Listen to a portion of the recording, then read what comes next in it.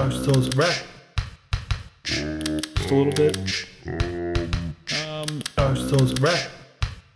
Just a little bit. What's up, Nolan? I've been playing more Dark Souls. Just a little bit. Anyways. Dark Souls rap. Anyways. I've been playing more Dark Souls. Anyways. What's up, Nolan? So I have a question for you, Nick. What's your question? This is a Brad? serious question, although it's a hypothetical. It's definitely going to be serious. I can't wait for this. Well, it's not a serious question, but I want a serious, honest answer. Sure, Brad. If somehow dinosaur, oh, damn it. You're the worst, Brad. If somehow scientists found real, like actual functioning, or maybe not functioning, viable, real, like warm dinosaur jizz, semen, and you had the opportunity to take a sip What the of like of raptor jizz, you had the opportunity, once in a lifetime opportunity to take a sip, would you? No! Why not? Would you? But I'm not you. Brad, what if scientists somewhere found real, warm, viable Final Fantasy Tactics semen? Would you drink That it? doesn't even make sense. Exactly. It makes just about as much sense as dinosaur semen. Dinosaur I think jizz. if they found dinosaur semen, it would fine, probably be hard and fossilized. Fine. That's you not could fair. melt that down somehow. It kind of looked like mother of pearl, I imagine. What, Alright. what if they shaved it off? And Oh. Okay, no. Like Another real Goldschlager. question. If you had the opportunity to scramble a dinosaur egg and eat it, like a real dinosaur egg, would you? That seems... Well, considering velociraptors are descendants of birds, maybe even chickens. I mean, maybe. Birds you are think you got that descended. the other way around. Or Birds are chickens. descended. God! All right, well, which came first, the velociraptor or the Velociraptor. chicken? Velociraptor. Are you sure about that? Are we 100%. positive? 9,000 billion%. You It was the chickens dinosaur. Chickens could be pretty old. What are we talking about? I haven't even introduced the show yet. Let's This is a show? find cave paintings. Hey, I'm Brad. Hey, Brad. How are you today? I'm Chicken. okay. We should start introducing ourselves within the first 30 seconds. Yes, considering... yeah, we really should start Who introducing are these ourselves. people and what are they talking about? Yeah. Crispy, Hey, how are you today? I'm doing really You ready to well. talk more about Batman? I am. Well, this you're is- gonna have we- to we wait got till a lot to talk about. You're gonna have to wait till the second segment. Nolan, What's up? I'm Nolan. God. This is going That's to be a me. long podcast. this is gonna be... Get ready, it's a long Nolan. podcast. This is episode What's up? 353. Yep. It is March 4th, There you go, 4th, 4th. 2014. I'm your host, Nick Henderson, and I just introduced all these lovely fellows who are joining me today. We are lovely. You are lovely. But we have a lot to talk about today. This is Way going to too be an much. impressions-heavy show. We've all been playing something different, and we all have quite a bit to say about it. But I do want to start with the new release of the week, and something that Nolan's been waiting a very long time for, and Just a little bit. which also happens to be the game that we're going to be playing directly after the show on New Release Tuesday on 4pp.tv, which is South Park: The Stick of Truth. And it's one of those fucking things where it's like, I've been waiting over a goddamn year for this game. And then, I want to get the collector's edition, so I order from Amazon. And, it's supposed to arrive release date. So I'm going to get it for Redbox, so I can play it. I considered buying it on Steam as well, because then it unlocked an hour earlier. That would have been 2 copies. Yeah. You would have spent 100 and something bucks. Probably. Green Man Gaming, man, had a good deal. Yeah, I would have spent a little less, because I had a Green Man Gaming coupon. I still have one. I don't know if it's expired or not. Yeah, so midnight rolls around. I'm going to get it out of Redbox. And so every midnight, when I want to get a game out of Redbox, I just go online, I have a couple of Redboxes open, and I refresh, and I grab one. Well, everyone I was looking at was, it was gone. It was reserved. And it's gone. And I finally get one after like 10 minutes, and it's like maybe a 12-minute drive from our apartment. I walk down to my car, covered in a sheet of ice. Whole car I'm frozen. talking about like a third of an inch. Well, did you reserve it? Yeah. Yeah, but But I wanted to play it right now. I didn't want to fucking wait for my car to defrost. and he was broadcasting. Yeah, wasn't the feed waiting for you to go get this? Yes, Yeah, the feed's waiting on me. I sat there in front of the feed while we showed South Park footage, and I even started showing some of our more recent YouTube videos, and I just talked to people for like 30 minutes while we waited for Nolan to come back. It's just one of those fucking things where like nothing's going right. And so I go up and I get some water and I put it on my car to like help melt the ice, and I get like Whole windshield You shatters. gotta be careful too. Well, I'm not dumb. I didn't use hot water. I used cold water. I know what to do. I don't have an ice scraper though, so all I had was a putty knife. Spatula. And he's tweeting while driving. I was at a red light. And so I finally get the game and I get it started, and it's just fucking amazing. Like my character looks exactly like me. It's so good. It looks like me when I was a kid. In South Park form. Yeah, exactly. So, But, so both of you have been playing. Yeah, we both played it quite a bit. He's played a little more than I have. Just a little. Well, that's the thing, is it's completely open world. So even though I've played more than you, We've done about we're about the same place in the story. in the story wise, but you've done stuff I haven't, and I've done stuff you haven't. Right. But yeah, that's the great thing about being an open world game, and it's also the fact that we're both. We both like South Park. We're both reasonable enthusiasts. We've seen a And couple by of reasonable episodes. enthusiasts of South Park, I mean they can quote just about every fucking line of the show. And so being able to see the town. That's a Just first. like, Isn't it? yeah, this is something that we heard from Trey Parker and Matt Stone 2 years ago at the Microsoft press conference at E3 when they came out and they're like, we don't even know what South Park looks like. Like how Because it's they had laid out. never had to like lay out the town. It was always just cut to Stan's house, cut to the school. They never had to physically lay it out. And then I noticed that this year in the in the intro. intro to South Park, the town was laid out. Yeah, they have this Which is new, the fruit of the labor they had of going through developing the game. which is Exactly. cool. They had to figure out how the town looked, and so now you can actually see how the town looks. It's so cool when you like walk out of your house and you go left and there's the bus stop and you keep walking and there's the fucking South Park sign and you can see the town in the background and walk down that So road. is this the like, canon layout now? Yeah. Yeah. This is like this is the map they're using for South Park. Which is cool. It's awesome to see that like any material they come up with for one can instantly be used for the show, Yeah. for the movie, And or there for the are game. references in the game from episodes that were only on like a couple months ago. Yeah, and no, stuff yeah, like they- that. like, they- Like What? it's pretty close to the show. Like, Does that surprise you? Well, no, that's the thing is it's does. it's a lot of stuff that's like kind of like background stuff, which is really just like a graphic they could throw on there. Yeah, like I think one of the little sellable things I picked up was the Brad Pitt survival kit. Yeah. Which is from this past. Was it from this past season? Yeah, Well, Yeah. the thing is, I bet they came up with all these ideas for the game first a long time That's ago. true, and that's then- true. and then They worked probably them worked into I the mean, show. a lot of. I mean, it's again like it's not very. Well, we've talked about this before, but it's not very asset intensive. So they can just and drop it's just shit because in. it looks like South Park. That's the. I mean, think about the original concept. The original way they did the show was literally just cutouts. And so in the game, it looks like we were talking about. It looks like I feel like I'm playing an episode of South Park. Yes. The cutscenes are seamlessly good. Like the graphics they look like South Park. It's walking around the town, walking into a building, and just being in there. The voice acting and whatnot is perfect. And it sounds like I was sitting in here working on stuff in my room. I could hear Nolan playing. I was like, God, it just sounds like he's watching an episode of South Park in there, and that's fucking cool. Yeah, and so I mean, if you like South Park at all, even just like you've chuckled at a few episodes, you'll like this game. If you are a South Park aficionado, you'll like it even more, just because there are all these little subtle reference. No, I say subtle, not subtle at all. I don't think references. this franchise is known for subtlety Well, yeah, necessarily. but it's full. It's straight up fan service. I mean, there's the like Crispy was saying. Think of something like Dragon Age, where you'll pick up loot after a battle that is specifically for you to sell. Like it serves no other purpose. It's literally junk. And this is when you pick it up, it says it's junk, and it goes into a junk section. But they're all kind of like little nods to the show. They'll be like little like action figures, like Alabama Man, or you can pick up action figures. Exactly. And so they're just for you to sell, but as like a fan service. Okama Game Spheres. Yeah, I picked up some Okama Game Spheres as well. See, that's cool. So I guess obviously for those watching the footage right now, people who have already played it, this is an RPG. But there's some people that don't I've personally been wondering for a long time how the RPG elements were gonna kind of work out, because when they showed it to us at E3, it showed some of the combat, but they didn't go into a whole lot of explanation, and I wasn't sure like how the systems would like kind of flesh out. So talk about. I want to hear about the actual systems that run the mechanics. It's exactly like an RPG. I mean, in the sense that you have health, you have mana, you are PP, you have you have potions, you gain experience after battle.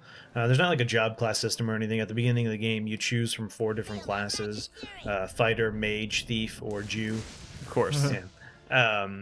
And this is all for joining Cartman's little His LARPing kingdom. Yeah, he's created a LARPing kingdom. What's up? In regards to the Jew, I heard on a message board that that playing through as the Jew is kind of like playing through Vampire the Masquerade Bloodlines as a Malkavian. It's completely different. It's very different, and you should maybe even save it for a second playthrough. Yeah, that's so. I've heard something along that lines.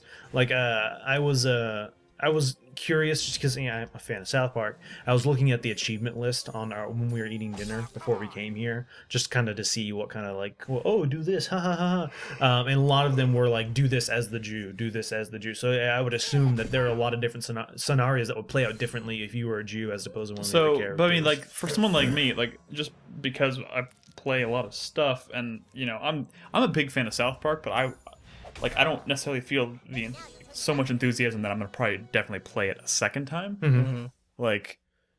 I'm kind of considering just starting right at the gate playing the Jew. Yeah, that's fine. Jew's a powerful class. I heard it's kind of like a monk. Okay, but so I mean, just Like a Final Fantasy. I don't know why that was awkward. for those who are watching the footage, I chose the thief. Just because I kind of always, it's a white thief. I've never seen one of those before. I always lean towards that kind of character, more stealthy type character. And in combat, I have special abilities, and I think there's a total of 5 abilities you can get in the game, but only 2 are available at the beginning, or maybe 1, and then you unlock the other. Did you just beat up a hobo? Yeah, I think Yeah. you get a second one like a level 2. Yeah. You start off with 1, and then you pretty quickly get the second one.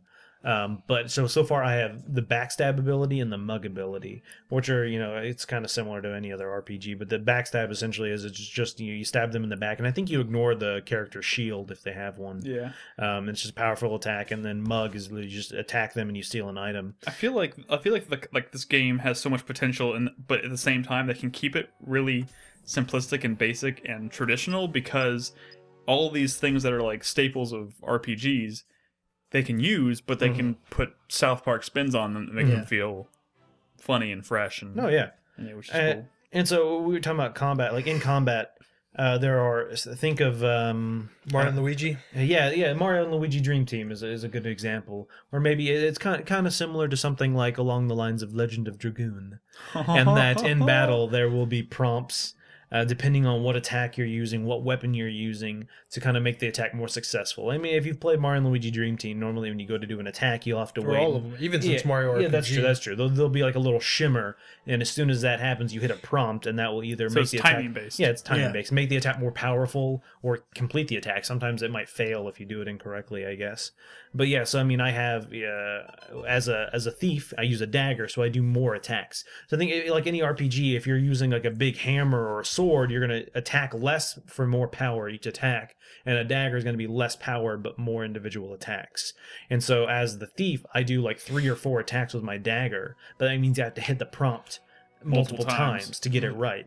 Oh, that's cool. And then so also potential maybe for more damage. Exactly. If you do the attack, if you time it like perfectly, you do more damage.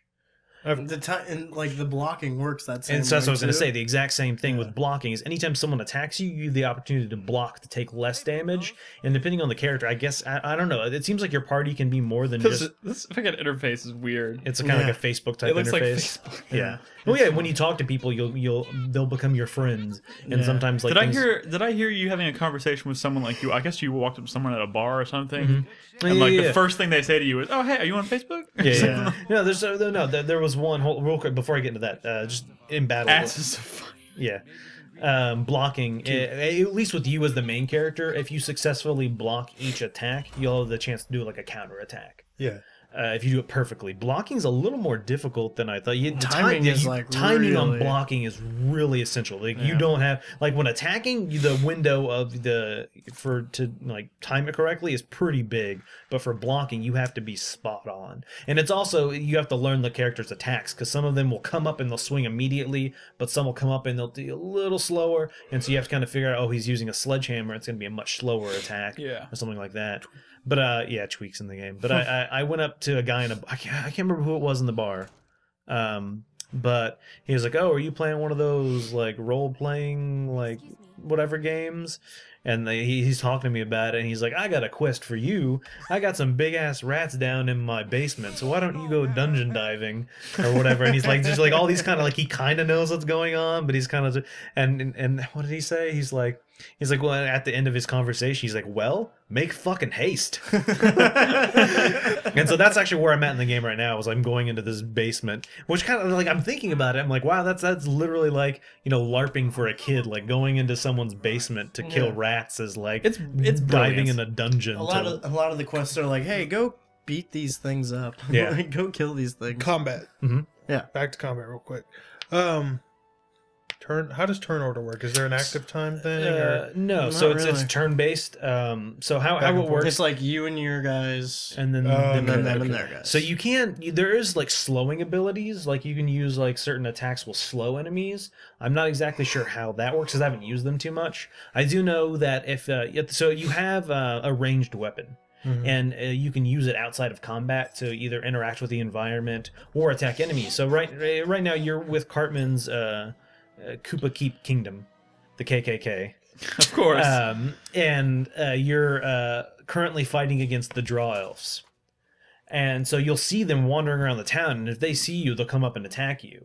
But if you're able to hit them with your ranged weapon first, it'll kind of put them in a stun for like 2 seconds maybe, and then you can get the attack on them, and then once battle initiates, they'll be stunned. Yeah. Which means you'll get to go around, and then they become unstunned, and then you get to go another round. So it's really advantageous to attack them outside of battle first, so you can get multiple attacks. And they're also it depends on your ability. So I have a certain ability, like when I mug someone, it stuns them, which means they're down for 2 turns, and they can't attack. But some enemies aren't affected by that. There are other things that, like with my backstab, I cause bleed on enemies, which means after every one of their turns, they'll take bleed damage. And bleed damage stacks. I have an ability that limits it stacks, so I can actually hit them with multiple bleeds, which means they'll bleed out more. I have, if I do an attack and I think that's pretty much just poke more holes. pretty much. Yeah, exactly. No, that's exactly what it is. It's There are think of I'm trying to think what's the best way to say it. Like you can have like attunement slots on both your weapons and your like armor. oh yeah, you can modify your. You can modify your equipment. So like I have an attunement or whatever on my dagger that if I do a set of attacks all perfect, I'll do fire damage.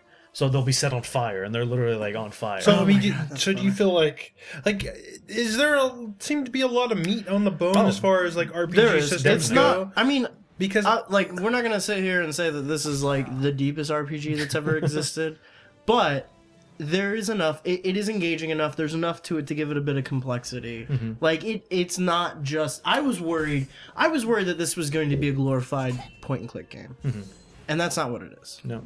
I mean, honestly, I haven't played it myself yet. I've just been kind of going off what I've seen Nolan play, but I feel like the combat in this game, while I'm surprised and I'm pleased with how deep it actually is, I feel like the combat was never kind of what they were. I think it's waging so far. onto. It's a pretty big part. It is, Yeah. At least for me. I've been doing it a lot. Yeah, no, there's quite a bit of combat, and there's also at the beginning you're just fighting the Draw Elves, just other kids. But as you go on, I've actually started fighting different creatures. Like I said, I started fighting these giant monster rats. You get a quest line from Jimbo. So I mean, it's an RPG, so there are quest lines. You'll there's a interact bunch. with people, and they'll send you off on a quest to do this. Kevin Stooley lost his iPad, and he wants you to go find it for him. Just different things like that. So if there are a lot of quests, and this is obviously from what I hear like a 15 to 20 hour RPG, I feel like South Park as like a place, obviously since they hadn't laid out the world yet until they made this game. I always feel like South Park was kind of a small city. No, it is a small town. So Yeah. is like the it feels weird It's calling not- it a world map, yeah, but is the world it's- map? It's not huge, but like there are a lot of different locations in the show that they go to, and all of those are represented in the town.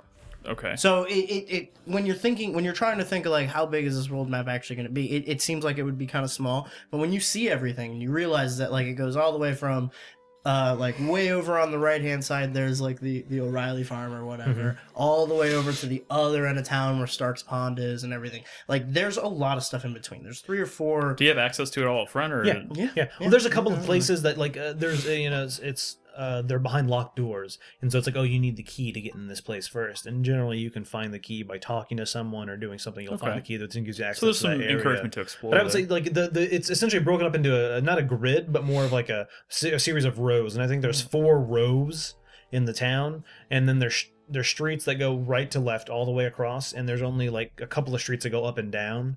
And so to go from the bottom right to the top left just walking would take you like maybe 5 or 6 minutes if you're just walking the whole time. It's not maybe it's not not that long. huge, but like just because of the function of the art style and like how your character design and how the actual like camera is framed, like the town is a large enough size for the actual like control mechanics. What's of up, the I have a game. You know what I'm pregunta.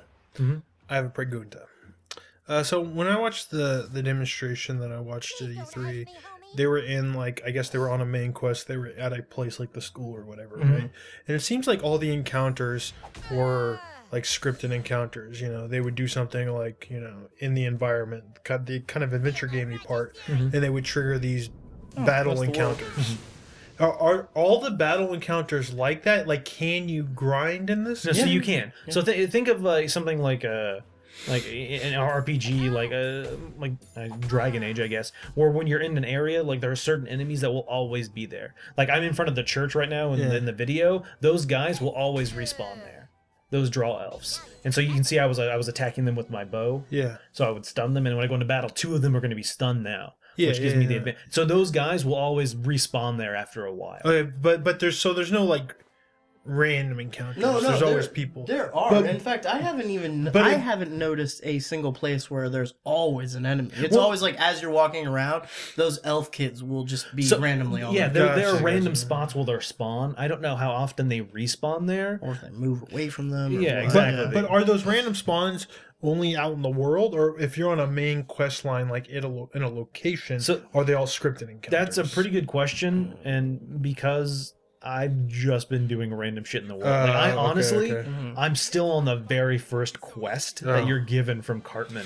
He's like, the very first quest is to raise the you Call the banners. call the banners, like Game of Thrones. He wants you to go and he wants you to find Tweak and Clyde and Token, and so Craig. far, sorry, thank you, Craig. Tweak, Craig Craig, and and Token, Token. yeah. Yes, thank you. Craig, Clyde, same. Yeah, no, they're very different. But anyway, and so I've only found Tweak so far, and the other 2 I haven't gotten them yet, just because I've just been so distracted by this world. I found Jesus, which because that's one of the quest lines you get is Right here. I think this is it. It's find Jesus. Yeah. After you find him a couple times, you get him as a summon. Yeah, and so that's another thing. There's summons in this game. So you can so far I've unlocked Jesus, Mr. Slave, and Liu Kim from Shitty Walk City Walk. as summons, and so like you can use them in battle, and you just I think tough battle, anything but a boss battle, you can use. Mr. them. Hanky better. He's in the he game. Yeah, I don't know if he's a summoner. I think he is. I think he is a summon. I think I seen him from like a video. What? Okay. Well, I have one more question. Yeah. What is the difficulty like in this game? Should I play on hardcore? I don't know. I'm playing on normal, and there's only been one mission where I thought that I was gonna have some trouble with it, and that was I was doing you go to City Walk, and Mr. Kim gives you a mission to go through this tower that's filled with Mongolian kids, and you have to fight your way up to the top. And when you get to the top tower, you fight the It's a Mongolian boss battle. horde. Yeah. It's a boss battle. And that boss battle was tougher, but Did you die? no, I didn't. So That's the I've thing, been like- playing on normal. I've never died, there have been some close calls while I'm in combat, and like right now, so far, I think there's other unlockable players, but so far it's just been me and Butters running around. I've died And- once. So there's been a couple of times where I've been super low on health, and Butters has died, and you know, Is it only ever 2-man party? I don't know. So far, I it's think I one read- buddy at a time. Like, I have Butters and I have Kenny unlocked, and thought I I- can switch between them. Okay, so it's probably just 2. Maybe. Yeah, I thought I remember seeing more than. I think two, maybe later they not. might unlock Enemies, a second, yeah. like a second slot for I it. wonder. Greyback is playing on hardcore. Maybe I'll ask him how difficult it's been. I mean, I honestly could probably switch to hardcore. I probably do. I mean, it's just like I said. It's all based on timing. If you time it well in combat, I like the UI. I think you have a problem at all. And like I said, most of the times where I've had issues and I've actually done poorly in combat is because I mistimed a couple of blocks. And when you Okay. mistime blocks, like they can do a lot of damage. Well, you know, if it's Twitch based, then maybe I don't want to play on hardcore. And that's the thing. There have been times where I've gone into combat and the loading screen was happening for the combat, and I maybe went to like just not grab a drink in the other room, but lean over to grab a drink, and I missed the first one because I wasn't paying attention, and the guy came in and hit me. The one time I died, it was because I missed a block. Okay. See, I'll part play on normal. Okay, well that's it's good. I'm glad this game came out and it seems to be doing pretty well. Yeah. And it seems like I was kind of worried it was going to be super short and not have a lot of Well- meat to it, but from what I hear, it's I'm hearing a lot of people say 12 to 14 hours also. yeah, the review I read. So, said I mean, it's 14 not hours. like a super massive thing, but to be fair, There are a lot of like collectibles inside things to do too. It depends on like Yeah. if people are actually taking.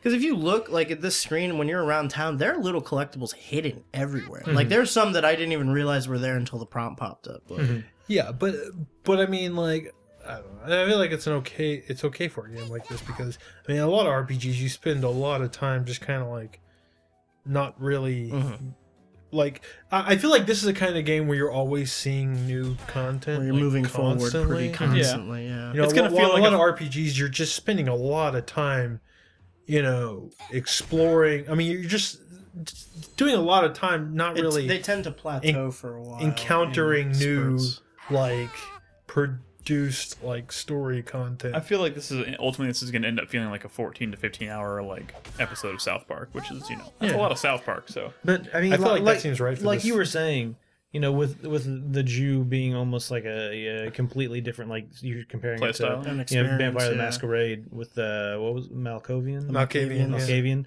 Yeah, that I, personally, since I'm a fan of South Park, I'm probably going to play this game twice. Once right now as a thief, and I'll probably replay it as the Jew just to see those different Oh, interactions. we can do Jew runs together. Yeah. okay, let's go ahead and move on that note. So we'll be playing more South Park. You'll find it on the feed, I'm sure, a lot this week probably, over at 4pp.tv. But right now, I want to shift gears for a second, talk about another RPG. Krispy has been playing Dark Souls 2. Dark Souls 2, that's not even out yet. It is not out yet. No. How's he been playing that? And I think we should be careful here with spoilers, but Right. let's get some. Why are we all raising our hands above our head? I don't know. It just seems right. You guys were doing Woo! Dark Souls 2. How long? You said you're about 3 or 4 hours in? it. Yeah, I think I'm like 4 hours is my playtime right now. Okay. So let's just hear your initial. You're a huge Dark Souls person at this point. I So really, really, really like the first Dark Souls. Nolan finished that this week, by the way. Oh yeah. Oh, you finally beat Gwen? I beat Gwen. Yay! Fuck that guy. Right? Fuck that guy. Have you finished the game too? Not yet. No. I'm almost. You're playing Dark Souls 2, and you haven't finished Dark Souls 1. All right. What a- Look at this fucking game. Sorry, I Poser. didn't mean to call you out there. Anyways, continue. Fuck all But y'all. at least he finished Demon Souls. Fuck all y'all. Okay. Anyways, what's the next game we're talking Dark about? Souls We're moving 2. on, no. No, you're not getting out of this one that easy. You've been playing some Dark Souls 2, and I'm sure people. How many times have you died? Oh my god, I don't Oh, even God. know. When was the first if time I you had died? to put a number on it, I would say A billion D? no. It's got to be somewhere around. Well, let me think. 11 D? He's thinking. It's got to be around 20 or 30. Oh, Jesus. Probably closer to 30. That's a lot of Yeah, dying. I died within 1 minute of starting. Does it the actual seem story. harder? Really? Wait, did you fall It- off a cliff or I something? fell off a cliff. Yeah, Yes, yeah. I fell off a cliff. It makes it sound like they start the game and you take 2 steps forward and fall off a cliff. You didn't No. know was there. Like the game starts you. If you played the network test that they did a few months ago, I think it's all the same. Like I think that test started at the beginning of the game and just went forward. But they start you in this realm, and you're in the middle of this like little plateau that is just surrounded by it's a sheer drop on all sides except for one path that walks up. And I was walking around, and there's tall grass, and I couldn't really see the edge of it, and I kind of just walked a little too far. I was texting, and I was like, Yeah. oh shit. And I just fell off. But part of that, well, not part of it, but one thing I did notice, which may have contributed to that, is the fact that the movement in this game seems a lot more responsive. That could just be me. I don't know. When you guys start playing it, maybe you'll say like, oh, you're crazy. You don't know what you're talking about. But the controls seem a little bit more responsive. They seem a little smoother. Like in the first Dark Souls, especially, like I played a knight character. So I was always wearing like armor and had like a big shield and a big sword. So when you start moving your character, you kind of feel the weight of like all the equipment he's using. And this new character that I'm starting, while he is also a knight, he doesn't have any like heavy armor yet, so he seems a little smoother. But even when I was playing like lighter characters, there was something about them in the first game that wasn't quite as responsive as they are now. Which I really like. I like the like moving around. That responsiveness gives you a little bit more confidence in your movements. Let me think. So I want, out of curiosity. Yeah. So I know there's a difference in between, Dark Souls and Dark Souls 2 in the sense that in Dark Souls, you're either hollowed or you're human. Yeah. And so from what I've heard, so in Dark Souls, when you become hollowed, there's no negative penalty to that. Besides that, you can't be invaded and you can't invade other worlds. The only difference really between besides the kindling and the item discovery chance. Oh yeah, that's true. Yeah. The only difference between being hollow and being human in the original Dark Souls is the difference between being online and offline. Correct. Human mode is online mode. Hollowed is offline mode. Yeah. It doesn't work like that this time around. So that's what I was curious about. So from what I've heard, every time you die, you have less health. Is that what it is? So you have a little your less total health each time. goes Your down. max health goes down? Yes. Each time, not just when you're hollow. Every Up time. to half. Every time, up to half of your health can be gone. Even dude, like I was doing a boss and I kept dying over and over and over, and I didn't have any human effigies to go back human, and it looked like it was going below the halfway mark. Like it That was seems getting crummy, tough. dude. It was getting So tough. that's what I was curious about. So you're hollowed, right? And you've been hollowed 4 or 5 times, so your health has been dropped a lot. Yeah. So you use a human effigy, and you're human again. Does your health go all the way back up? Yep. Well, no, your meter goes all the way back up, but your health doesn't. Using that human effigy does not. How do you get your health back then? You Yeah, have to use use the healing healing items or rest at a bonfire. Okay. Is healing, but that's So what the difference is in the first game you could only reverse kindling or you could only reverse hollowing at a bonfire. Now you can do it on the fly wherever you want. You just pop out those human effigies and use one. You can also, now they have a new mechanic where you can burn things in the bonfire. If you throw a human effigy in the bonfire, that acts as a repellent to online play, to like invaders. So in this area, it's gonna be harder for people to invade you.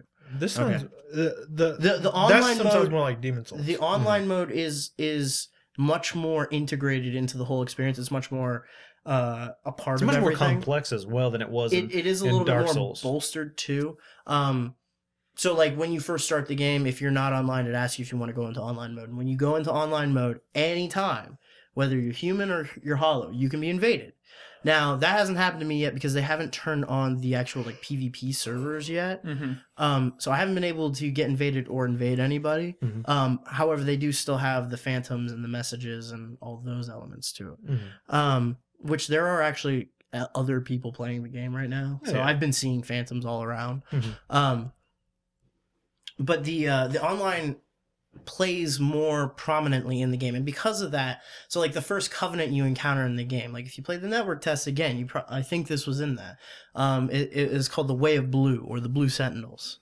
And what they do is they give you a ring, and when you put that ring on, it gives you slightly enhanced HP. It also gives you the ability, if you get invaded by anybody, you can call on a blue phantom. So basically it'll take somebody else from that covenant, drop them in your game, and they're helping you. So you are always at threat of getting invaded, but they give you more tools to deal with it if you're That lower doesn't level. seem like a fun trade-off. what if I just don't want to get invaded? You can play in There- offline mode. You yeah. can turn all that off. But does that mean I'm not getting like the messages and stuff like Yeah. that? It's a bummer. I mean, there are other things you can do. I know there are like rings and stuff that will allow you to not be invaded. There's a And, bunch, again, like a lot of this is more tied to equipment. Mhm. Like there are things you get later on that will, like they even give you items in the beginning that like, so for instance, the, what was it, like I can't remember, it was like cracked white stone. They give you a stone right out of the gate that lets you expel invaders. And it was in Dark Souls 1, I can't remember what the fuck it was called. You can use it anytime you want. But you can use it. Yeah, if somebody invades you, you whip it out. It sends you back to the last bonfire you rested at, and it. Why? That's like part of the game. Well, it wasn't part of the first two, which I finished. It's more part of Dark Souls than anything. Like people, like even in Demon Souls, when you would be at half health, Mhm. unless you're wearing a ring that would give you 70% health, you'd be at half health if you weren't human. And people put up with that because they didn't want to have to deal with that bullshit necessarily. Like there's griefers out there. Mhm. You know, that's like they're not fun. Like there's people who will just break your equipment. Mhm. I remember in Dark Well, Souls there's- there were there's weapons a that much that more- would just break your equipment. well, you can repair shit. In the Yeah, I game, too, know, but I'm saying like there it's there a are very more- there are hard, more stressful systems- game. There are more systems in place to, like, if you want to be that player who goes around invading other people and just like making their lives hell, you can do that. And they give you special collectibles. They give you the tokens of spite, which actually make it. You can use them to make invasion, like, I can't remember exactly what they do, but something using those items actually increases invasion chance in your world or makes invasions harder in your. I can't remember what it does. All I'm saying, But they do have like a judgment system. Okay, so Mm. every time you invade a world and kill somebody, you collect like sin, basically. That covenant that I mentioned, the blue, the blue sentinels, Mhm. they get an item called the cracked blue eye orb. They use that. It sends them to any one of those worlds with people with like high levels of sin to kill them. So if you invade a lot, if you're somebody who does a lot of invasions, you get targeted by blue sentinels all the time. Yeah, but people will want that. Exactly. People will be okay and that's the with thing. that. Like these covenants and these like player actions kind of branch you off into other bubbles of players who are doing a lot of that. I just like So how before, there like are, that, like- that was it was rich. You know that there was a lot of options Mhm. to get into PvP, but you can ignore it if you wanted to. Now you can't, unless Well, you we play don't offline. know- But we then don't again, know- the series has always been about bloodstains and Like I messages. said, and Again, a I lot of still this want that stuff. stuff. A lot of this stuff is again determined by equipment. And there's a lot of equipment that nobody knows is in the game yet. I mean, there's stuff that even negates the losing life when you die. So like There's a lot of ways to stop invasions and to make it different. Like you're saying, like throwing a human effigy in a bonfire. Well, like it doesn't say it makes invasions impossible. They're still possible, but they're much less likely. I'm just thinking could this become a situation like with like Daisy or Rust, where if you're streaming the game, people are going to be trying I to don't know. It's invade different your though game because just to make sure your experience. it's not through. like- The game is already really it's not hard. I like- want to just it's be not like- focused on what's in front of me. you can't. It's a lot harder to specifically target somebody in this game because a lot of what determines your matchmaking is you guys being in the same area, specific conditions with what you've done in your game in that area and what they've done in their game in that area, Still, it's your gonna happen. soul level. So that's something else like- that I heard, that when it comes to invasions, usually when you invade on somebody, you invade on someone who's done as many invasions as you. Yeah. Does that make sense? They match. So if they someone's match invaded people up. like 10,000 times and Okay. you've never There's invaded, not, there's they're not, not like going a to invade switch. you. There's not like a switch in the game that says "Don't invade me."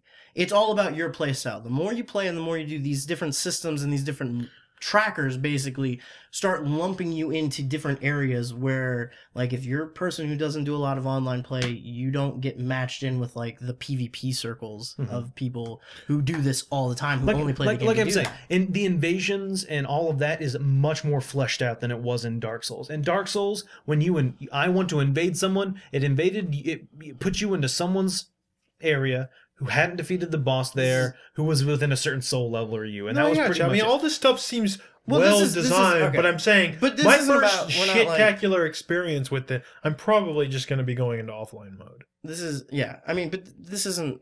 We're wasting a lot of time talking about Yeah. this.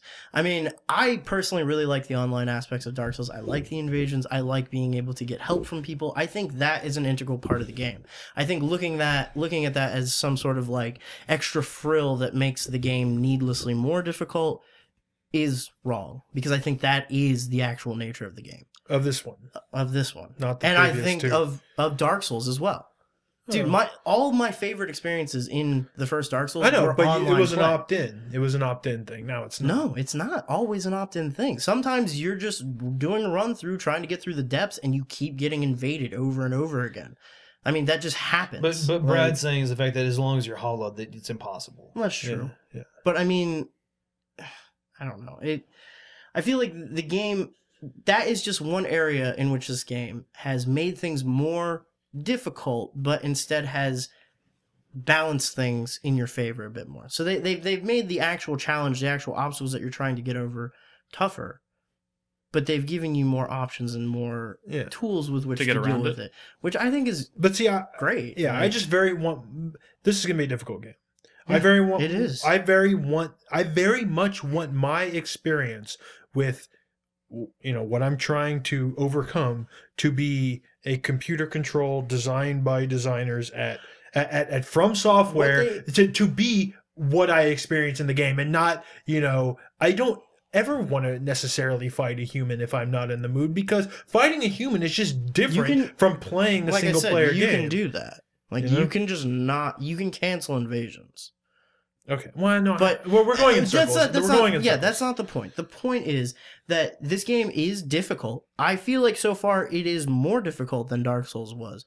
However, the answer to that difficulty, the way that you alleviate that, just like in the last one, even more so in fact this time, is in increasing skill. So like when you get in situations where you're going up against the same boss over and over again and dying, which I have been doing. Yeah. I'm fighting a boss right now called the Last Giant. And I don't know if anybody played that boss fight in the network test, or the beta. But he has a very simplistic moveset. It's very easy to dodge a lot of his attacks. But the problem with that is his attacks are super powerful. So if you fuck up once, you're done. And he also absorbs damage like a fucking sponge. So you have to be perfect fighting him for an extended period of time, which might be fine for a 5-6 minute encounter, but you start getting 10 and 12 minutes, you're going to die. And that's been happening to me over and over again. So every time I've been going back, my health bar has been getting lower and lower and lower. So I have to be even more on guard, not just in the boss fight, but getting there. I have to be more cognizant of what I'm doing. Wait, What? Jager in chat is saying offline mode still generates bloodstains and notes. Well, Okay. there you go. If that's There you go. true, we're done with that conversation for good. Well, I'm glad we wasted all that time. Anyway, the difficulty of the game isn't. It's not just that like the enemies hit harder. It's not that just that they're faster. It's more in how they set you up. So like for example, like I said, I started a knight character. I didn't get a shield for the first like 2 hours of playing. But that means that first choice of The classes. doesn't really mean much, right? No, it's just like the last Dark Souls. Also, look, Victus is making a joke, but he's already like he is hinting at something that will be very real, where people are gonna get shit for playing an offline mode. Like, you didn't experience the real game because you didn't have to face a bunch of griefers. It's already annoying. The game's not even out yet. Well, it's a joke, but I mean, I think he does kind of have a point. That is part of the experience. Although I don't understand what Jager is saying. He's saying offline mode equals more NPC invasions to simulate an online experience. Well, there you go. Same with messages. Apparently, yeah, I don't know. So Apparently the they messages have in the online invasion. Or I'm okay with NPC invasions. Well, that's what But happened. he's also making it sound like the bloodstains and the notes are generated by the computer, not by. No. So in Dark Souls, there really? are there are plenty of like there were blood- in the first one. in the original Dark Souls, like a lot of those notes were left by developers. Not all of them are by people. I thought they were by people. Not all yeah, of you them. can always tell because the developer ones you can't rate.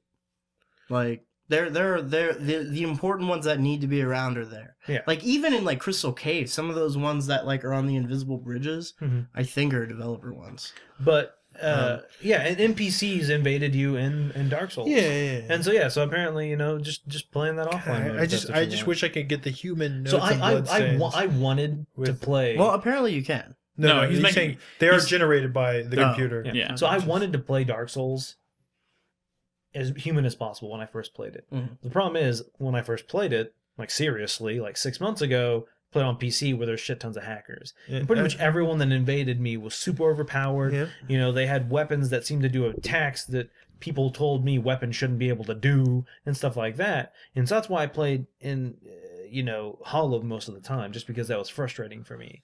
But I think just for the sheer fact that now you only get invaded by people who have similar stats, like you have done similar things to you, have invaded similar number of people as you, I think it's going to be much more a significantly easier experience playing online. Okay. In compared We'll see. to I mean, we're going to be broadcasting it next week. There are like we talked a lot about the online stuff. There are a couple things I do want to say about the game, just Okay. like minor little things I want to get out before we move on. First of all, I'm a big character creation sucker. They overhauled that. There's a lot more options. You can make your characters look a lot better than they did. They're still not perfect, but they look really cool. I like what they did there. The actual story content, like there are more. It seems like there's a few more cutscenes. There's more. Well, at least in the beginning, there's more dialogue with NPC characters, and they all kind of fit together a little bit more securely than they did in like the last Dark Souls. In the last Dark Souls, it was just random people from different worlds, and they all kind of talked about where they were from, and that was mostly it, you know. In this, they do kind of have more of a they push you more towards your main like line of like the main through line of the story quicker, and I like that. The environments are very nice. They're very different from the original Dark Souls, which I was one of the things I love about Dark Souls is the environments. Like the aesthetics of that world that they created in Lordran are incredible. But they feel different here? Drang Lake looks significantly different. There are a lot of different like types of scenery that you don't see anywhere in the first Dark Souls. And they're really, really nice. The animations and like the visual effects and lighting effects, while not drastically different, have been polished, and it does look like a slightly better game. It's not leaps and bounds. It's not like the difference between 360 and Xbox One or PS3, PS4 sort of leap in graphics, but it does look better. I don't know. Like I'm having a lot of fun with it. It's definitely there's more trial and error, I feel like, with this one. But but again, meaning you can kind of die out of nowhere. Well, you could die out of nowhere in the first one. I know, but I mean, like, does it feel unfair? No, but it feels like. I mean, it's kind of hard to talk about without getting into like specifics because I don't really want to spoil like any traps or anything. No. But I mean, do the traps? Well, like for instance, there are certain enemies in the early game area that would be sort of analogous to like if you played the original Dark Souls, like the Black Knights, you know, especially early in the game when you found Black Knights, if you killed them, they stayed dead, right? These ones respawn. Like there's one that's like an Armadillo Knight that I was always having problems with getting to this boss because I always had to go through him, but because he always respawns, they have a neat little like not system, but like a neat little feature in that part of the level that you can use to kill him pretty easily. Okay. If you think to do that, like if you mess around, like if you take it's a booby trap that's set up for you, and if you can spring it without dying and then actually get in and take a look at it, you can turn it around and use it on enemies. That's cool. It's kind of cool. I don't know how much of that's going to be happening throughout the game, but that was one neat little thing that I enjoyed so far. Yeah, and just like little random shit that happens a lot. Like I had a shortcut open up because an enemy threw a firebomb at me and missed, and it just blew out a wall. That's and on the cool. other side of the wall was the bonfire that I started at, and I was like, oh, nice. Yeah, So That's cool. yeah, just neat little twists like that. Cool. Well, we'll be playing the game sometime next week. Yeah. We're still working out the specifics of that. If not, I mean, we'll at the very least we'll be playing it on New Release Tuesday. after next week's podcast. So, and I'm sure you'll at that point you will play a lot more. So yeah, again, I'm still like in the first area. I'm fighting the first actual boss. I'm gonna play a lot more this week, so hopefully we'll have more to talk about. Cool. Well, we're looking forward to that. So, the game that I've been playing this week, I mean, I've been playing a lot of Lightning Returns, but I'm not going to talk about that right now. But Thief is the other game that I've kind of been jumping back and forth between. I've been playing it on PS4. Nolan's played it too. He had a little bit of a technical issue, or not a little bit, I guess, a major technical issue with the game. Nolan, let's hear from you first. Just, I mean, my impressions of it are going to go a little bit beyond where you were, and they might be a little bit more positive, but I want to hear what your experience was exactly. That's fine. So I mean, I got the game on 360. I rented it, just because. Why not? And because fuck it. Oh yeah, I didn't really want to buy it. Because there wasn't anything else last week to play. Yeah, well, that was only like I didn't really have anything on my Gamefly queue, and so like I threw that in there. And so I'm not a huge fan of the Thief series. I've played a little bit. I've played some of 2 and 3. Yeah, and I enjoy what I played, and so I heard decent things about this game. Oh, Thief, why not? This is from the studio. This is from Eidos Montreal, the guys. Correct. Not the exact same team that did Deus Ex Human Revolution, but the same. And that's one of the things umbrella that I liked about it. And I heard that it was open world, and so it is. I mean, when you start the game, you have to do a mission or whatever, and then you kind of get into this open world, the city. It's like a hub city. There are people you can get quest lines from. You can go, oh, I need this hand. Go get me this robot hand. Oh, well, sure, why not? Whatever. And you go do it. And that's fun. It puts your little icon on the map so you know where to go. You go there, you break into the house, you do a little thieving, you steal some shit, you knock out some guards or sneak past some guards, you get the item and you go back and you return it. Correct. And the thing is I've always been a big fan of those types of, like that's one of the things that guilty pleasure in the Assassin's Creed series is, like just the collecting shit. Yeah. And so that's the one thing I love is just looking for all the fucking shinies in a room and collecting each one. Oh, you've been playing with shinies turned on. Yeah. I didn't know you could turn them off. You could turn everything off in this game. Well, I realized there's a lot of settings. The thing was I didn't go into that. I just said, hey, start me on thief mode, go. Yeah. Which I guess is like normal. Yeah. It's default, and the things that you would normally expect from a game like this, the kind of the modern tropes of third-person action-adventure games are automatically turned on, like the shiny objects and the fade-ins that tell you like buttons to push when you're in contextual areas and things like that are all turned on, but you can turn all that stuff off. But yeah, so you had a bit of an issue. So in that first area where you're on, I guess it's kind of like a teaching mission with what's her face. Yeah, the prologue, Aaron.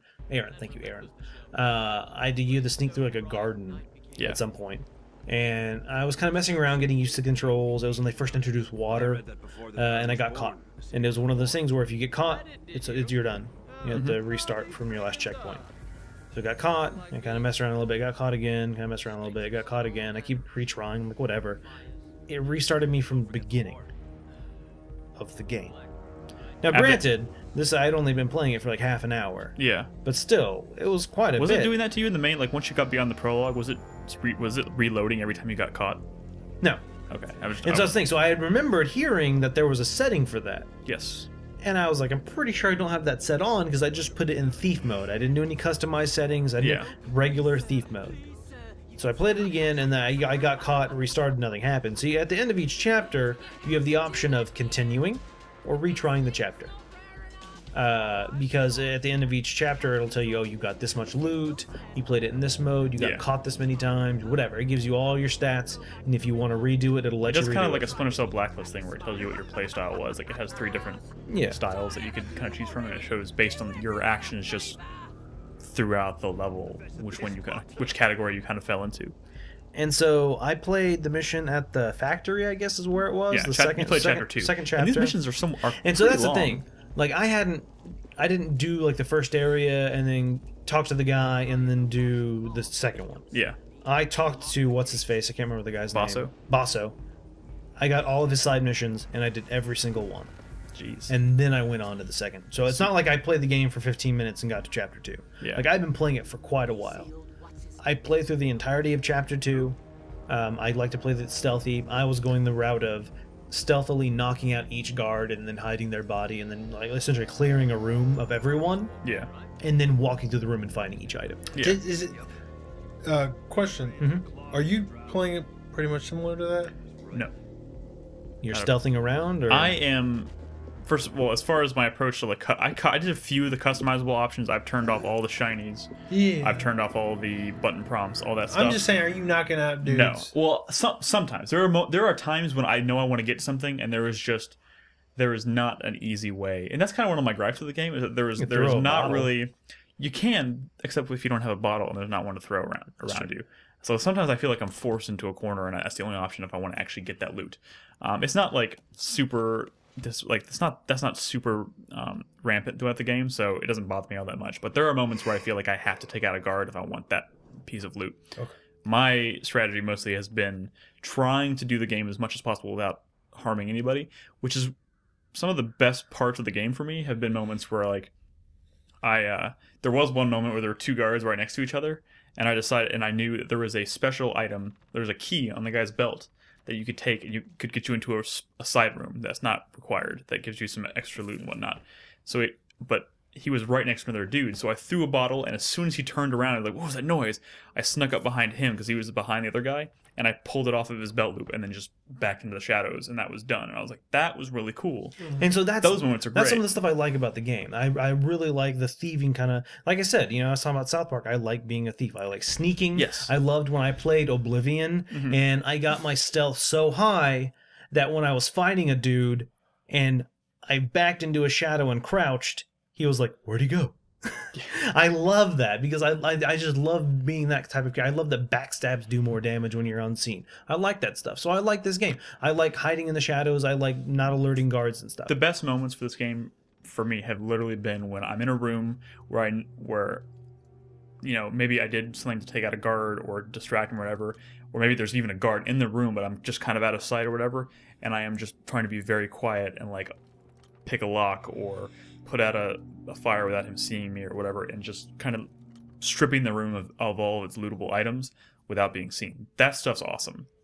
And those moments where you're kind of creeping around houses, and like you could stumble, like in the open world, you can just stumble into a house, you can open a window, jump into the house, and you could be in a completely optional place and be like, oh, I'm gonna steal some shit, and just walk around. And there could be people walking around in that house, and you have to kind of like maneuver around them without being spotted. That stuff's awesome. I like that a lot. There's something else I'm going to get to in a second, but I want to let Nolan finish his. Yeah. So I played the second chapter, and it's a pretty long chapter. That took me exactly 1 hour. Yeah. Or 1 hour, 1 Yeah, minute. it probably took me about an hour. Yeah. And at the end of it, continue or retry. I don't care that I knocked out a couple of guards and only got 96% of the loot. Whatever. Damn, continue. 96? Yeah. No. Yeah. I was at 60%. Look at my stuff. No, You have the things turned Oh, off. It's yeah. probably pretty easy to miss shit. Yeah, with the things turned off and not taking out every guard and then having free roam of the room. Yeah, it's probably a lot easier. But yeah, so it probably took me longer than an hour because I was collecting every piece of loot that I could see. Yeah. Restarts the chapter. When it reloads the chapter, it saves over the save file. So all of my shit was been lost. And so right then and there, I was like, I'm done with this game. Yeah. Like this is already happening. Why did it restart the chapter? You got fucking me. It didn't I said register- continue. It didn't register the right button prompt or whatnot. I don't But know. even if you hit restart, there's not even like a "Are you sure?" Nope. I don't know. I've never tried restart. I've only ever chose continue. And so I lost all of my, 96% of the loot, whatever, knocking on whatever. Like all that shit I'd done. I really didn't want to do that again. I don't love this game that much that I want to replay a chapter that I had just done. And that was the tipping point because other things had happened before. So there was some confusion I was talking to Nick about. When you knock out a guard, I was finding that sometimes Garrett, the main character Garrett, would drop the body and sometimes he would hold the body. Yeah, sometimes he would like hold him and then like let him down. Yeah, so quietly. that's the thing because I was taking out guards. I had to be quick about it.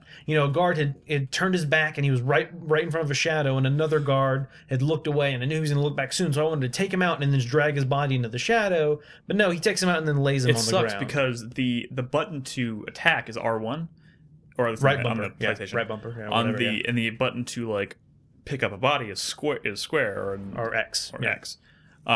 So in other games, like you could attack and maybe just keep holding the attack button and that would like trigger the thing. But in this game, you have to attack and then immediately push and hold the grab button to grab the body and drag it away before it like makes a bunch of noise and falls on the ground and whatnot. And that can be tricky. So I wasn't aware of that because the game, to my knowledge, doesn't teach you that. Or at the very least, it glazes over it pretty quickly. You can And miss so several times where I tried to take out a guard and then drag his body into the shadows, he just leaves him laying there, and the other guards see it and come running at me, which is frustrating to my play style.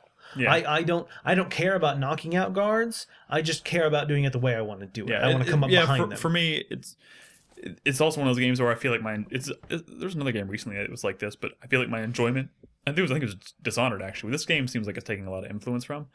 But this is one of those games where I started enjoying it a lot more once I got to that point where I was like, you know what? If I get spotted, I'm going to just react and try and deal with that's it. how I started playing. That's how I was playing the game. You know, I got caught, whatever. It wasn't my fault because I didn't realize that's what you were supposed to do. I guess it wasn't my fault technically. And so I wouldn't restart. I never restarted this game. I just kept playing. I would knock out the guards, or I would run and hide in the shadow and wait for them to kind of start looking for me and then knock them out. Yeah. Apparently you did restart the game a couple times. Yeah, exactly. Yeah, that's yeah.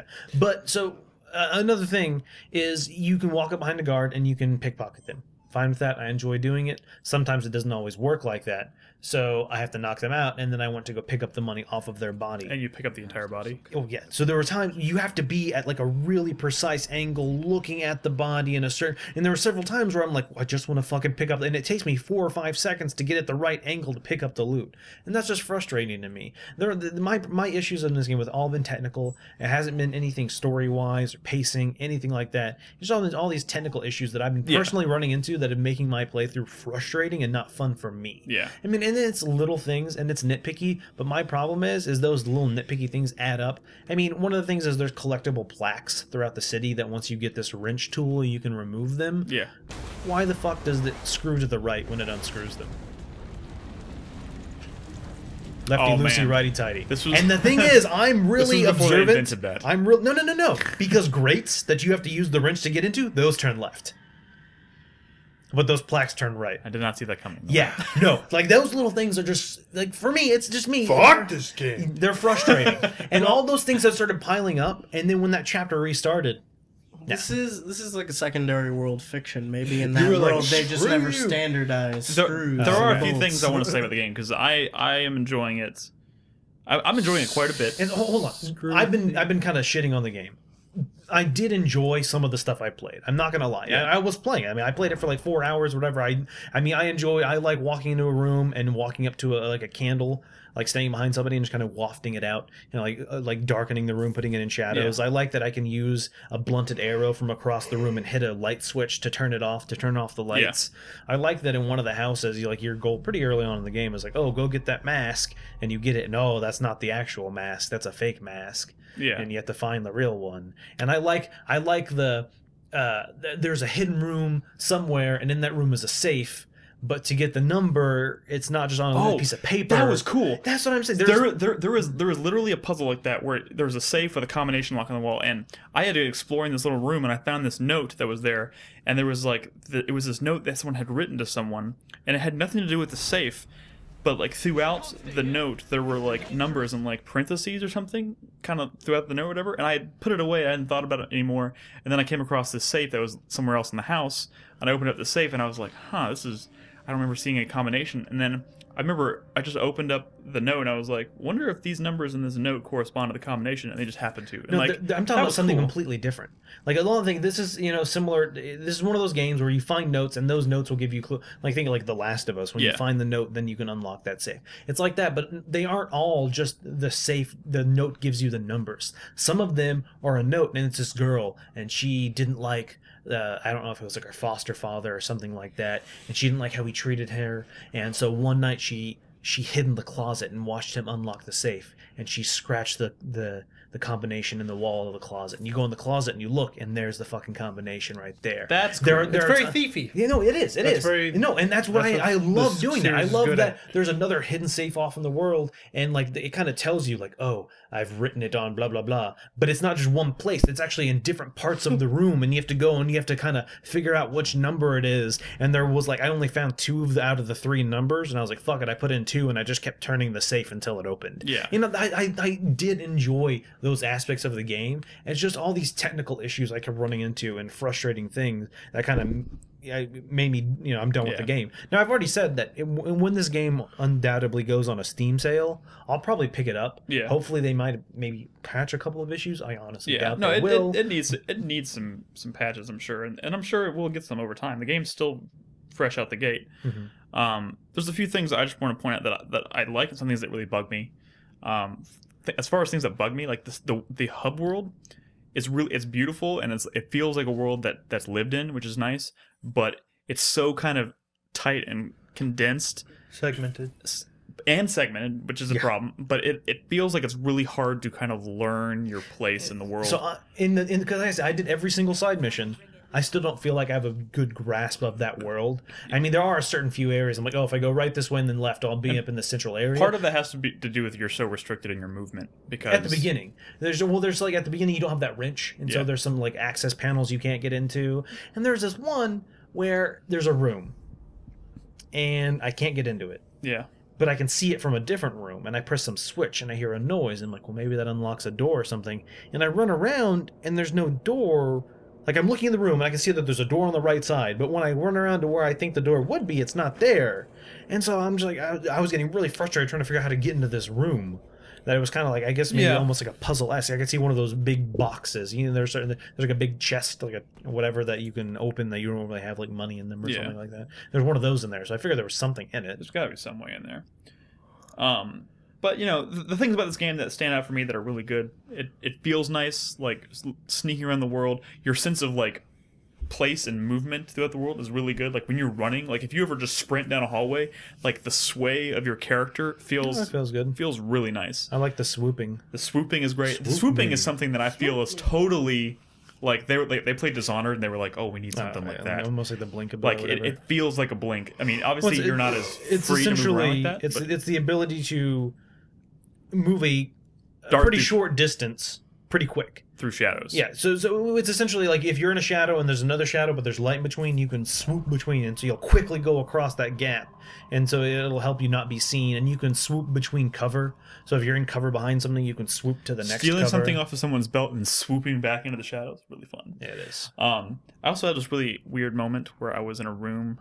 It looks like it felt like it was kind of set up like a Batman challenge room, and I'm sitting on like I was sitting on something that would literally be a gargoyle, and I was looking around, I was scouting out the room, watching dudes, and I was like, all of a sudden, like they all heard me, and they were like, "What was that ruckus?" And they came running at me, and I was like, "What the fuck? I didn't do anything. I was just looking." And then they'd freak out more, and I was like, "What the fuck?" And I was starting to get super frustrated because this kept happening to me throughout the game, where I had to I was like, I didn't do anything, and I had to like react, and then I had to do the whole thing not the way I wanted to. And then I realized that when I was setting the game up and customizing the options, I completely forgot that I turned this on. I turned on the voice recognition. I was in the room, and I would be like, "Oh, that's cool," and I'd like say it to myself out loud. Oh, that's cool. And the game was And the like, game who said that? And the game would hear me, and they'd be like, "Who said that?" And I'd be like, "What the fuck?" And then they'd be like, "Who are you? Where are you?" And like freak out. And like, when I realized what I had just done, I was like, I am so dumb. Next gen gaming. I turned that off immediately. Yeah. I didn't realize I talk to myself so much when I'm playing games, but apparently I do. I got a pet peeve. How come this Garrett fucker doesn't pull his little mouth cover thing all the way down over his chin, under his chin? Yeah, he does look Drives goofy. the shit out of Maybe me. he's got a weird thing about things on his throat.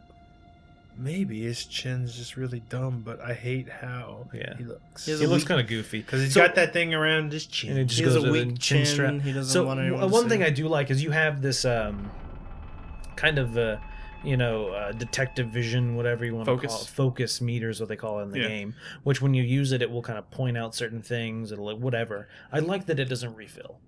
Yeah, it doesn't. Yeah, you have to be really stingy about exactly. using I like that you can get items that will refill it, but I like that it doesn't just fill up on its own over time. So you can't overuse that. It's something that's very Kind of like Bioshock. it. Yeah, you have to use items to refill it, like Bioshock. Yep. Anyways, I'm enjoying it. I know Nolan's done with it now. Zach's done with it. His review is coming out pretty soon. I already know how his review turned out, but y'all have to wait and see.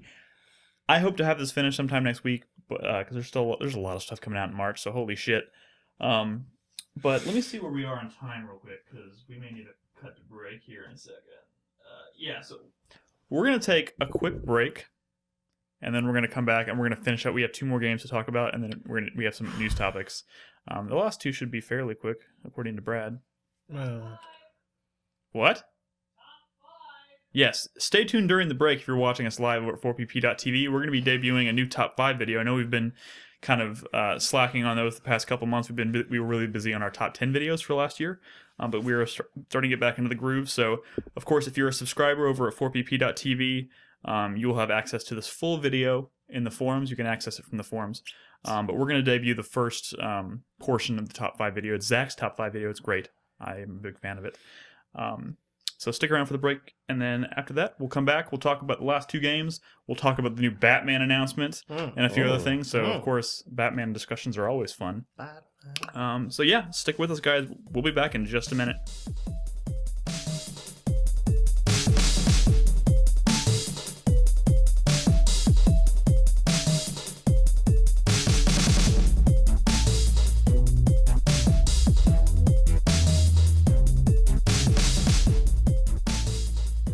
so Nolan, What's up? you said you really like playing games where you sneak around and shit. I do enjoy that quite a bit. I think you said that too, Nick. I Well, did. have I got a game for you? Okay. Donkey Kong. No. No. You play a giant ape who's obsessed with bananas. No. All right, you need to Stealthily. You need to. Or stealthily. You need to pull that laptop out a little bit and pull up that game footage because everybody needs to see some excellent Castlevania Lords of Shadows 2 gameplay. This is an interesting game. Lords of Shadows 1, we all played this. You like this? I played it, and I didn't hate it. Okay, well, I didn't hate it either, actually. I'm believe it or not. just putting that out there. You've been pretty positive of that game before. Yeah, it had qualities about it that I enjoyed. I thought it was a decent third-person character action game. When did that game come out? Like 2010, 2009. Am I? 2011. Actually, it might be 2011. It probably. I don't think so. I think it was more like 2000, I don't fucking know. 2010, probably. It's been a while. I was gonna say, it might have fit in Developed that time a little better. Developed by Mercury Steam, Oh. the celebrated developers of Clive Barker's Jericho, which I also played to completion. Good job. As did I. As did Brad. In Lords of Shadows 2, yeah, it wasn't a bad game. It was just kind of uninspired, maybe a little boring even. And you might you might not get to the really fun stuff, but Lords of Shadows 2 I've been playing because, I hate myself, and I played out obligation. I guess I love Castlevania, and you also know that this isn't really Castlevania. Say what you will about maybe the quality of this game, suspect quality of this game, but it doesn't feel super Castlevania. It kind of feels like God of War. God of War, yeah. But they added they took what they liked about God of War, and they added in a bunch of other stupid shit. And I spent a large portion of what little time I've playing this game doing some really stupid shit. Now, as we start here, we're showing some gameplay footage of me jumping around and climbing on shit. I will say that jumping around and climbing on the shit in Lords of Shadows. Okay, so he started to say stuff the second time, and then he reverted to shit. Is again. really fucking stupid. I hate this kind of platforming. Y'all know that. I feel like I've expressed. Where it's like highlighted button prompt platform. Highlighted button prompts, not just that, but it's just very low stakes. Just doing it just to have it there. Maybe just a way to get from. There's no sense of peril. There's no sense of peril, and there's no reason to have it there. There's no reason to have you're not doing it because it's like fun and exciting. That's not the point of it. It's just shit to do in between the cutscenes or the areas. It's not exciting. It's not fun. It's not engaging. It's not challenging. It's not rewarding. It's just there. The antithesis of all of those things. And it's actually somewhat poorly executed as well. I'm back in the real world. And there's fucking bats. There's bats that fly around the next point of, okay, let's This game is really stupid. Okay. This game is really, really fucking stupid. So you're Dracula, as you know, because at the end of the first game you become Dracula. Spoilers, it's really dumb. You're not actually Dracula, you're just the dude from the first game who, instead of using the vampire killer or whatever, he uses a blood whip that he makes with his blood. Because he's Dracula, and we all know Dracula uses whips to kill things. I've heard that. It just seems really fucking lazy and stupid. You know the Lords of Shadows game that came out on the 3DS. You played as Dracula, or you played as Trevor Belmont. You played as Simon Belmont, and you played as Gabriel Belmont. Which is funny because you're actually Dracula. Gabriel Belmont's actually Dracula, and Trevor Belmont's actually Alucard. Now, you find out this in the DS game, and you know this when you start the game, but the Belmonts are the Draculas in this series. But you know what? They all still use fucking whips, because why the fuck not, right? This was the DS game, and I start this game, and I'm Dracula again, and I'm still using a whip. It just seems really fucking lazy. They're like, well, we know how to make kind of this competent God of War knockoff, and even though he's still Dracula, we're still going to keep doing that because we don't have an ounce of creativity in our bones. Is he Dracula or is he the ghost of Dracula? He's just fucking Dracula. Wait. But Dracula doesn't... Vampire Ghost. Of course. We're Vampire genre Ghost. mixing, aren't we? He definitely doesn't feel like Dracula. He feels like, okay, you know what, let's cut the crap. This game is fucking stupid, because you might see me in this footage kind of, walking around and like whipping some things, but a big chunk of what I've done in this game is sneak around Space Marines as rats. That's right. So Did you say Space Marines? yes, And rats? fucking Space Marines. You'll see them in a second. Wait, like badass Wait. Warhammer style Space Wait, Marines? are you in space? No, they're just Space Marines on Earth. By the way, you're in Castlevania City. It's a real place. They call it Castlevania City. Are you serious? This game, okay, so Dracula, he wants to die. He's tormented. He's lived for thousands of years. He wants to die. So Zobek, aka Patrick Stewart from the first game, he was a jerk. He says, "Hey, dude, I can kill you. I can kill you with this. It's the vampire killer. And if you want to die, you got to do all this shit for me. You got to kill all these jerks who are gonna bring back Satan, who was a jerk. You remember him from the first game? He's a dick. So if you go and stop the rise of Satan, I'll grant you your wish and kill you. You die so easily in this game. Everything you do kills you, but your whole point of doing anything in this game is to earn the right to die." That does seem counterintuitive. I agree with you. Like, there is a point where, so these there's stealth sequences in this game, because the Space Marines, you're the only one who can stop the Satan from coming back. Wait, what? Except these Space Marines are way stronger than you, Dracula. So you have to use stealth, because if they see you, they'll kill you instantly, because they're Space Marines that are way more powerful than you, Dracula, the one person who can stop Satan. So, what do the Space Marines have to do with Satan? I don't know. Wait. So the Space Marines... Are they working with Satan? You're gonna see some Space Marines The here in a Space second. Marines are in Castlevania City. Yes. Are they Hell I can't Marines? get past that. They just look like Space Marines. I don't know what the fuck they are, but Zobek says, "Dude, you can't handle those I have a guys." question for you. I have a question. This is a legitimate, non-loaded question. Okay. If this game was literally just like you were totally OP because you're Dracula, where you could fucking kill Oh, everything. but you don't have all your No, powers no. back. Let me finish my question. If this was a game where you play as Dracula, Did you turn into a rat? Yes, a large portion of this game is sneaking around as a rat Oh, when because you these said Space at- Marines are so terrifying. You said sneaking around Space Marines as a rat. Oh my god. I like you said what you said. Look at this. No, There's I'm not- obstacles. I I'm was- jumping over fire. Can rats even jump? It's a little Yeah. rat. Yes, rats race. can jump. Are you crazy? That's adorable. Hey, can I finish my question? Yes. It's loaded. If this game, what the hell's going on? Okay, This is Castlevania. okay. If this game was literally where you play as Dracula, super OP Dracula, where you could kill anything and everything with little ease, little difficulty, would it have been a better game? No, this would be a better Like, game. if this is just a game about making you feel like a total badass, Wait a because you can minute. kill everything without even trying. Would it Whatever, have... Bayonetta, you're a badass, but it's still a challenging game. I mean, you can You can. This is not me trying to troll you. Would because this, this looks would this lame. all have No, made... no, you feel like a complete piece of shit. Also, you're really little. Did that clip come out yet with little Dracula? It'll come out soon, I'm sure. You're really little for some reason. Like, you are physically very tiny. I want you to look. I'm about to turn back into Dracula. Look how tiny this dude looks. Look at him. Look how tiny he looks. Look, exactly. Oh, Look how little he looks. What's up with that? Oh, here's a Space Marine up here. See him? He has a bazooka. The Space Marines, are they... And they're quite large. Are they blood angels? So there is a point when I was recording this footage, and the mic was off. I was just doing direct capture. Malia was watching. She was like, "Can you get done with this shit so we can go to bed?" And I'm like, "Yeah, I just gotta kill the Space Marine," which I can't. I didn't actually mean that because you can't, because they're way stronger than you.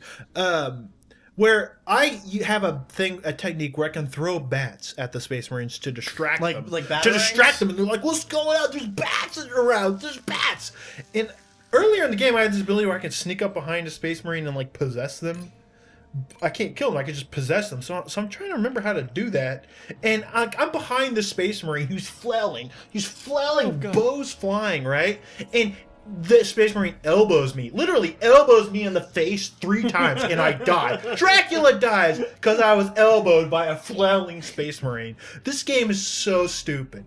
It's so stupid. In this video... But you're not the real Dracula. I don't... You are this world's Maybe version of the Dracula. twist is there is a real Dracula and you're not actually the real Castlevania Dracula. cities. What if this game ends with the real Dracula coming and saying, "You're a pussy"? And I would not be surprised. I mean, you are so... There's so much to hate about this game. wow, I didn't realize this The hate would... fucking Belmont clan is the clan of people who dedicate their lives to killing Dracula. But in this series, you are the Draculas. It should be like some shitty reality TV show. It's terrible. Well, Brad, think of it this way: on the bright side, this guarantees you probably won't ever see a Castlevania game quite like this again. This guarantees that I might ever... I turn into Dracula, I can't even reach the elevator buttons. It doesn't make any sense. He's so little. He's so fucking little.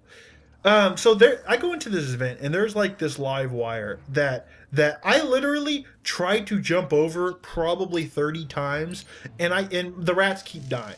The rats just keep dying. They keep dying. That I'm convinced that I'm clearly not supposed to.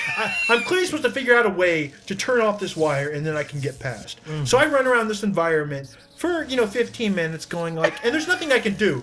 So and I keep trying to jump over this wire. This can't be what I have to do. It's impossible to get over this wire. Look in this video. I'm waiting. I'm waiting. Okay, let's go. No, I'm not even getting close to it, and I'm dying. So I'm thinking, okay, this is an obstacle I'm not supposed to get past, right? Well, sure as shit, there's nothing else to do. 10 minutes later, I go back. I was like, well, let's just keep trying. I have 8 rats. If you lose all your 8 rats, you just fucking reload because Dracula died. He can't die, even though that's what he wants to do. Wait, so when he turns into rats, he turns into a swarm of rats? A swarm of rats. So I have a number up there. So it's 7 rats left. And I'm trying to chew wires. I don't know what I'm doing. But eventually, and this is how this video ends, I go back into that little vent as a fucking rat, because that's what you do in Castlevania. And I'm like, you know what? I'm gonna get over this fucking wire. I don't know if I'm supposed to. I'm gonna glitch this shit. I'm gonna get on the other side of this wire. I eventually, with 1 rat left, I do it. Okay, it's so ridiculously hard that I seriously think that there's no way that any reasonable player would know they're supposed to do it like this. But I finally get through, and I chew off the wiring to open up the door. Right. So I have my 1 rat. I'm chewing up the wiring, and I fuck up the control panel, and this cutscene triggers, and the door opens, and a scientist walks in. He's looking at the Space Marine. He's like, "What's up, man?" And he goes over to the panel. He's like, "Oh, it's fucked." And the Space Marine's like, "Man, I don't know. It's this fucking 30-second cutscene maybe." But you know what? My rat chewing up that panel killed the rat. but I didn't get the game over screen until after that cutscene. where it showed me opening the door, and then it goes, "Oh, well, you're dead because you were the last rat, and your last rat died opening the door." So they couldn't think to put in a fail state after that last rat died before the cutscene. It's so terrible, so stupid. Man, this game just sucks so far. And a large portion of the game is doing completely stupid shit like this. Are you gonna finish This is not the first rat sequence I've had to play in this game so far. This is me trying the wire again. I'm like, there's no fucking way. There's no way. See, I'm dead. Right? Look at that. It's bullshit. Oh man. All right. Okay, so yeah, fuck this game. I don't know. Somebody had to play it, right? Well, yeah. I'm glad it was you. So this is why I was getting a little like heated when you were talking about Castlevania before the show, because you were saying like this developer was defending the game. How could it possibly be a 4? It's so polished. When you do stupid like shit like this, I it doesn't didn't say matter. that. I You know, said I that, know. yeah. But it doesn't matter when when your game is this fucking stupid. It doesn't matter how pretty or polished it is. This is the worst. It is terrible. Damn. Yeah, but that's not the only game I played this past week. Oh man. Nice transition. Oh What else did you man. play this week, Brad? What happened? After I was done monkeying around As a vampire, as a rat, you vampired around as a monkey. actually as an ape. All right. Well, Brad. I think Diddy's a monkey, right? Diddy's a chimpanzee. He's not a monkey. He doesn't have a tail. He has has a a tail, but he's a chimpanzee. Chimps don't have tails. But he does. But And monkeys peanut have guns and a hat. monkeys Not have all monkeys tails. have peanut that. guns. Yeah, I don't know right. his double is your. I actually haven't seen Diddy at all because I've been playing Donkey Kong Tropical Freeze. Donkey Kong Country. Tropical Freeze. Tropical Freeze. You know what? When I was a kid, I thought Donkey Kong Country was a really stupid fucking name. Why? What's wrong with Donkey Kong Country? It The just Super seems Mario really fucking World, stupid. Donkey Kong Country. It just gonna seemed chalk really this up stupid. Castlevania City. Maybe because It I makes thought it sense. reminded me of country music. I don't know. I'm gonna chalk this up to being one of those things that Brad just thinks is stupid, but for no extra. I'm just kidding. You know, No when I applicable was a reason. kid, I actually got into country music for a little while. My favorite song was Chattahoochee. Would you believe? Would Fucking you? Chattahoochee. Would you believe me if I told you that my No. first taste in music was pretty Oh, much I thought you purely were going to say country? your first sexual experience was the Chattahoochee. was to a Garth Brooks song. Was in a hayloft. To a Garth Brooks song. No, I'm just kidding. That didn't happen. But The Thunder Roll. Wait, Garth Brooks. That's Chris Gaines' alter ego, right? no, Chris Gaines is Garth Brooks' alter ego. Get it right. All right, so first, I will note that the footage is Malia playing. She was very nice to record some footage. You just wanted to make sure that people didn't know you suck at games, right? Is that why you had to put that in there? No, Hey, no, she actually did all right. So little fun fact about Malia, like her favorite childhood game was Donkey Kong Country 2. I did love Donkey Kong Country as a kid. And in fact, She really liked to Dixie. this day, I've been like wanting to play Donkey Kong Country Returns on the Wii, and now I still haven't touched it because it's still like $40. Well, Yeah. what's a Nintendo game? Play this one then. I've been playing this game co-op with Malia, and it's really fun. It's really fun. It's kind of hard. I mean, there's something about these Donkey Kong games that you oh, that's a secret I didn't even know about. That you really feel the weight of your character. At least I've been playing Donkey Kong, so like the physics are a little more, I guess, awkward than your typical Nintendo platformer or even like a Rayman game or whatnot. I mean, it's really easy to kind of just fling yourself off ledges if you're doing like the roll and stuff a lot. Oh, by the way, I'm playing co-op. This game has 0. So I will save that for my 4-player minute. Let's get back to Donkey Kong's fun parts, like boobs. There's fun There are parts. boobs in this game? So she's actually playing single player here, and if you're single player, you actually have your little monkey partner on your back, and when that He's got happens, a monkey on his back. you get to use that character's like special ability. This is like Double Dash of the Donkey Kong world. Yeah, Kind of, yeah. kind of. Well, I But, mean, but they're also your life. Now, you see you have 4 hearts. If you lose the first 2 hearts, your monkey companion goes away and you're just DK. But, I mean, when you're with, like in this video with Dixie, you can use her hair float. her hair's helicopter spin to get kind of an extra boost on your jumps. If you have, Doesn't like Diddy have like a jetpack or something? he has a jetpack. I don't. And I think he also has his peanut gun. You can use the peanut gun as well. Same with Dixie has a similar type thing. If you have Cranky, who's a new playable character, and he's on DK's back, you can bounce like pogo style. He uses his cane. He uses his cane Because like pogo Cranky's style. always had a cane. So God. it's nice that it has those abilities. Why'd you bring that up? I just had like flashbacks of anger to the award show where fucking. Oh, never mind. Let's move on. But it's a fun, beautiful game. They do a lot more with kind of like, you know, cinematic angles and stuff. Like when you're shooting in barrels, like the camera's going all over the place. It's not staying this very linear and flat game like you know, like the previous Donkey Kong Country Returns. So it's a very nice game to look at. The music is kind of incredible as well. That was the most Donkey for me. Kong's That's the most always had important good thing about music. Donkey Kong Nintendo's Country has always been the had good fucking music. music. Yeah. I love the soundtrack of these games.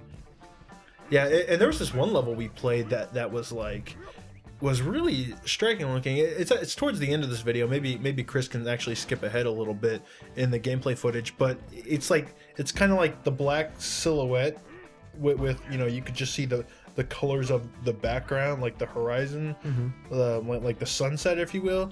But on your actual silhouette, you can see like the red of Donkey Kong's tie, or like the pink of Dixie's hat, and it's just a really kind of beautiful look that is just very like it's just a really super impressive looking, polished game. I will say that when I'm playing with Malia, we get into these little these secret rooms where, you know, these little bonus rooms where you're trying to collect all the bananas, and she gets so fucking frustrated that I fuck up and I fall out of like the stage and she's left to collect all the bananas. She hates that because now all the pressure's on her. Oh, here's I think one of these stages. Oh, that's cool. Where no, she gets super frustrated because now all the pressure's on her to get all the fucking bananas, and it's timed, and she just really hates that stress, I guess. I don't know.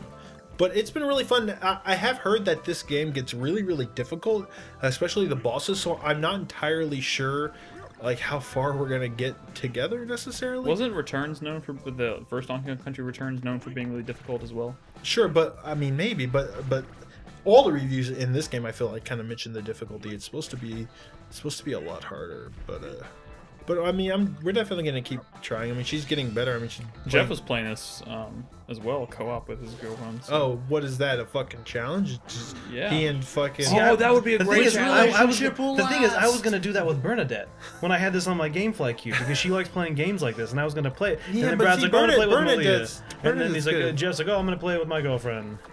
I'm sorry, what's his? Diana? Bernadette plays a lot of games Diana, though. okay, so I was right. Not really. Well, I mean she's probably better than Malia. Malia lives in a house with consoles. Bernadette has a Mac.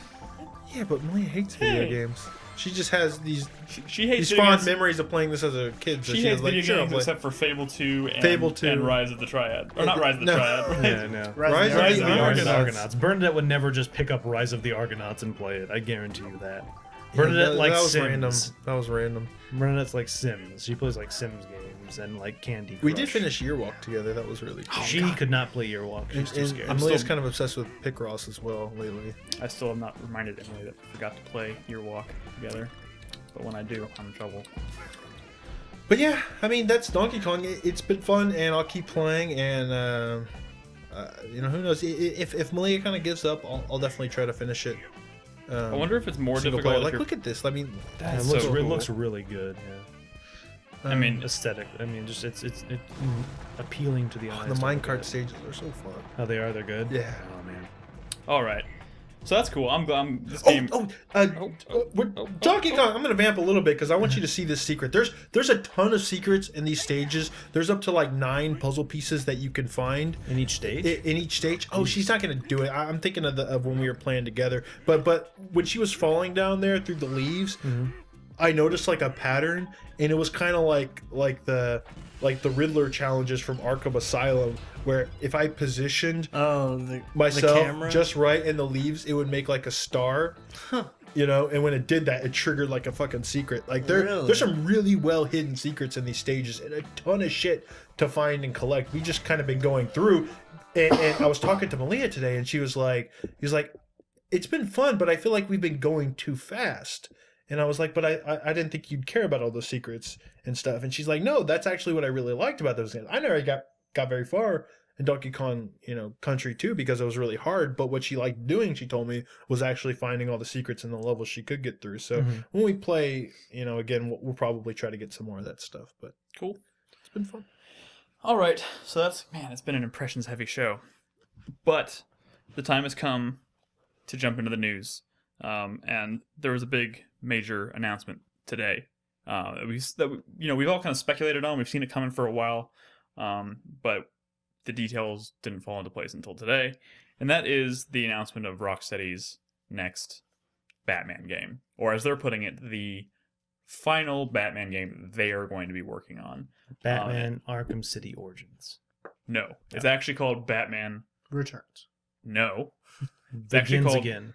No. Forever. Batman Arkham City Returns. No. 2. Batman Arkham Arkham. Rises. Batman Arkham Castlevania City. There you go. That's what it is. Batman Castlevania City. Who the hell knows? Anyways, it's actually called Batman Arkham Knight. With a K. With a K. With a not, K. yeah, not with an N. Right. Batman Arkham Knight. This is supposedly... Arkham has a K in it. Yeah. God damn it, guys. Knight does too. I hate Arkham all of There's this. a lot of Ks. Can I I hate all of you. Anyways, this is supposedly Batman, or this is supposedly Rocksteady's final Batman game, and as they're putting it, the finale of the Arkham franchise. I'm not sure how true that's going to ring because, as Brett, we're going to talk about it in a second about obviously they've annualized the Batman franchise, Yes. and even I don't think this is the game that was being teased at the end of Origins. Which I'm not going to spoil the teaser, but I don't think this is that game.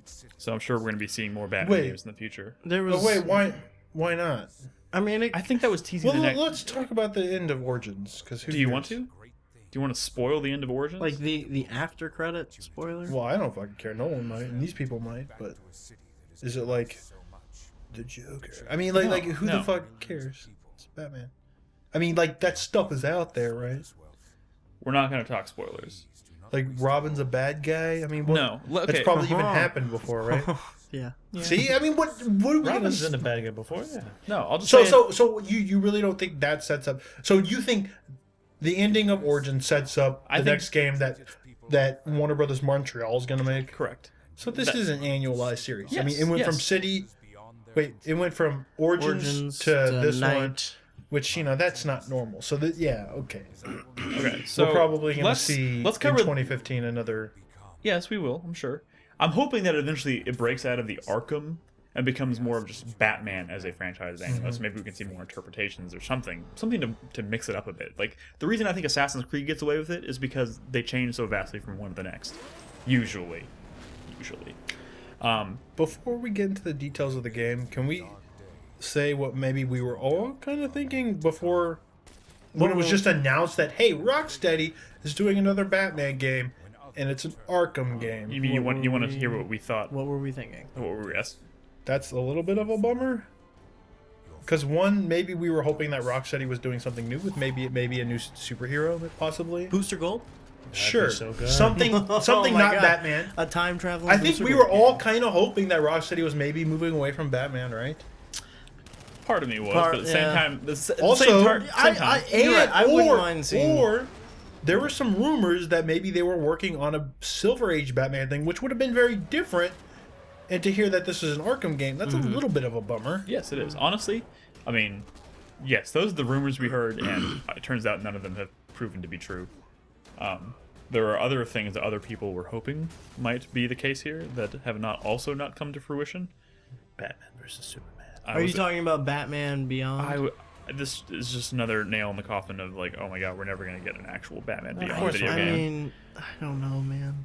I've never been convinced about that concept. Batman Beyond? Yeah, If it's anybody a great, could- if I anybody just could don't do it, know. It Rocksteady just could. seems like I don't know.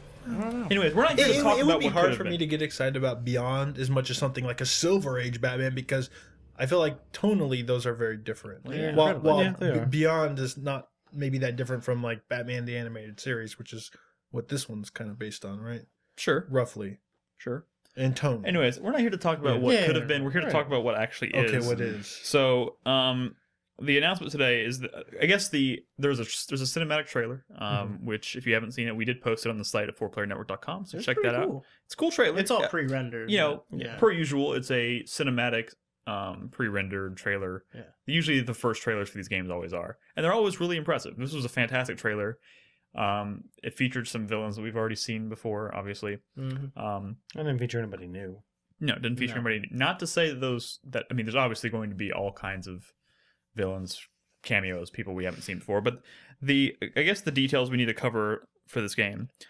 First of all, the surprising detail is that not only is this game coming out this year, it's coming out on PS4, Xbox One, and PC only at the moment. And at this, Thank God.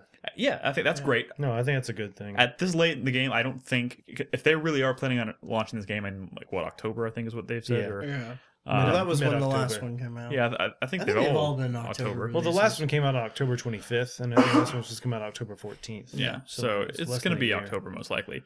I think it's too late in the game at this point to be like, oh, it's also coming to PS3 and 360. Right. I think it's going to be next some gen of only. some of the advancements that they're promising in this game Would be are impossible. reflective. Yeah, they'd of be impossible on the current next on gen last tech. gen. Yeah, they're saying that Gotham this time around should be 5 times bigger than the Arkham City map, and also that entering buildings is all Well, seamless. they said the times. entire thing is seamless. Yeah, there's no load screens or anything in the game. Supposedly, The biggest detail that has kind of come out of this, and it was also a major focus of the trailer, is the Batmobile, which has been redesigned and is apparently fully drivable and usable throughout the game. This No, go ahead. I mean, this has to be the fucking hook. Yeah. yeah. Because I mean we've been experienced a lot of fucking Batman lately. yeah. And this doing this well is gonna be the thing that will, like, if it's done really well, will be enough to make people go, huh. But you know You're what right. that, you know I'm what- willing to try a new Batman game. You know what that means, though, right? What? Car chases. No, you know what that means. Yeah. They're focusing a lot of. I think they're going to be Car focusing combat. a lot of different gameplay around the Batmobile. For instance, that thread we were reading today, one of the points they noted was that what little they've shown of Riddler challenges so far have been underground racetracks that you're actually racing through. They're like puzzle racetracks where you're driving the Batmobile in this course that the Riddler set up, and you're tripping like ramps and stuff like that. And I guess apparently how they worded it was depending on how you do that first one, they like the Riddler says he's gonna use that data to construct a different track next time, kind of thing. Here's Like- what's important about the Batmobile. It needs to be like your fucking horse in Red Dead or something. You can call it, apparently. Yeah, exactly. And I read that, and that made me very happy because I don't want like Batmobile sequences, because you've seen Batman games with Batmobile sequences, and those are terrible. The Batmobile, You know, this needs to be like they need to focus so much effort on making this, one, like a really great thing to control, and two, just a natural thing for Batman to just want to call. Functionally- Three, you need to be able to say shields functionally into the mic, and shields it go functionally in the game. The Batmobile needs to act like another gadget. It needs to be there when you need it, be there when you want it, and when you're not using it, it needs to go away. Yeah. So And you need to be in control of deciding, for the most part, whether or not you're using the Batmobile right now or not. It can't be like, oh, story sequence, we're gonna funnel you into another Batmobile chase. Yeah. And Which then gotta you go come do I'm sure it's gonna and then happen. and then like when you're running around, you can't use the Batmobile. You can only do it in story context. Like so I'll say that this. would be bad. Well, on the Batmobile, the reason I want to talk a lot about this Batmobile thing is because I think if they didn't show this, this would I have been think a completely lot of people underwhelming. it would seem very underwhelming. But like they really need, this hook, and I think this is it. But they say, it can shoot and stun, so there's going to be car combat. Car combat isn't Fucking easy. Twisted Metal. Twisted Metal's like the physics in Twisted Metal are very much tailored to like, hey, this is a very fast-paced car combat thing. It's not regular car physics. We've seen car combat games that use real car physics, and they can be super awkward. So I'm curious as to like what approach they're going to use to like the way this thing controls. I mean, you saw when he took that turn, like the wheels locked up in a certain way that would like I guess boost him around the corner easier. yeah. So I think almost that scene alone is letting you know that this isn't going to drive like a car. It's the it shouldn't. Batmobile. Yeah. It's okay if this doesn't control If the like physics are a fucking little weird. Cadillac or Yeah. something. Good. You know? Here's one thing I want to know, and this is the only reason why I'm hesitant about the whole Batmobile thing. I love it. I do love it. What I'm worried about though is that Arkham City and Arkham Origins, both the way that world was designed was not conducive to. No, they said that the city's going to be designed for a Batmobile. Yeah, like the they have streets are said, wider, which is true, things like right. this, whatever. Which is great. They're saying that, but what does I'm wondering that what that mean? does to the feel and the vibe of the world. Here's something And that to I like the thought way of. you've traditionally navigated it. Here's something that I was thinking of. If you guys remember when we were talking about Arkham Origins, one of the things I really didn't like about Arkham Origins was the way that there was just the city was inundated with criminals, and they're all just standing around in the streets, Hanging out. Yeah. just like as if they have the whole city on siege. You know, they can't do that in this game if you're going to be driving around in a Batman Batmobile. doesn't run over people. Batman isn't going to be running around flattening people with the Batmobile. Maybe they dive out the way. I've seen. And it would be a fucking huge mistake if they tried to do something like in LA Noire where they do put pedestrians out on the street, and instead of you're driving around going all crazy, if you hit a pedestrian they just bump out of the way and go, oh, excuse me. Like No, LA, I know like that would be what's gonna happen. terrible. What's gonna happen is when you get inside the Batmobile, all those guys are gonna be despawned. That Oh, no, you can't that's do that. that's not what they're gonna do. That's probably I think what it's they're more gonna likely do. they're. They have said that they're gonna have thug cars and cop cars patrolling the streets. So what I'm thinking is they may balance it out more where like if you're actually on the surface, if you're on the streets, which if you remember playing like Arkham City, isn't really like that common. Like you're not just walking around on ground level a lot, you know. So you could have that level of the game, have like all the car combat and have all the the roadblocks and the street thugs and the cop cars, thugs be on and then rooftops and the stuff. thugs be on rooftops Inside or in little buildings. alleys that you can't drive down. You know what need to I'm be able to remotely control the Batmobile as well. I'm sure they From demonstrate him rooftops? doing that in the. Well, Oh, they they do? demonstrate him calling the Batmobile in the trailer. That would be cool though. If you could like stand on a fucking gargoyle and just drive the Yes. Batmobile around, Yes, that'd be cool. There's a lot of possibilities. I don't know if here. that's gonna happen, but there's gonna be some sort of remote connectivity with the Batmobile, obviously. You know that what? you use integrated with a tablet. I bet there's some people out there who are going to feel pretty fatigued coming off of Origins, and maybe even I feel maybe really even fatigued. not very optimistic. I was because there's a lot of people out there, more casual fans, or maybe just more focused on comic books, so they played it, but they don't know a lot about game the way the sausage is made. We know that Origins was a lesser game because it wasn't Rocksteady, but a lot of people don't necessarily know that, and they might They be just saw it not was as an Arkham optimistic game. going into this game. I feel like because I skipped Origins, maybe my fatigue level isn't as high as Wait, some you other skipped people. Origins completely? Yeah, I never touched Origins. I played it for about an hour and a half. But I'm saying like I feel like there's a little bit of excitement. Like I kind of want to play this Batman game because I haven't played one in a very long time. I think you're right, because when I first saw, like, I got on Twitter and I saw people talking about the trailer, and I went and watched it, and I watched the trailer, and it's all, like I said, it's pre-render, there's no gameplay or anything. My initial reaction to that trailer was, I got fucking stressed out.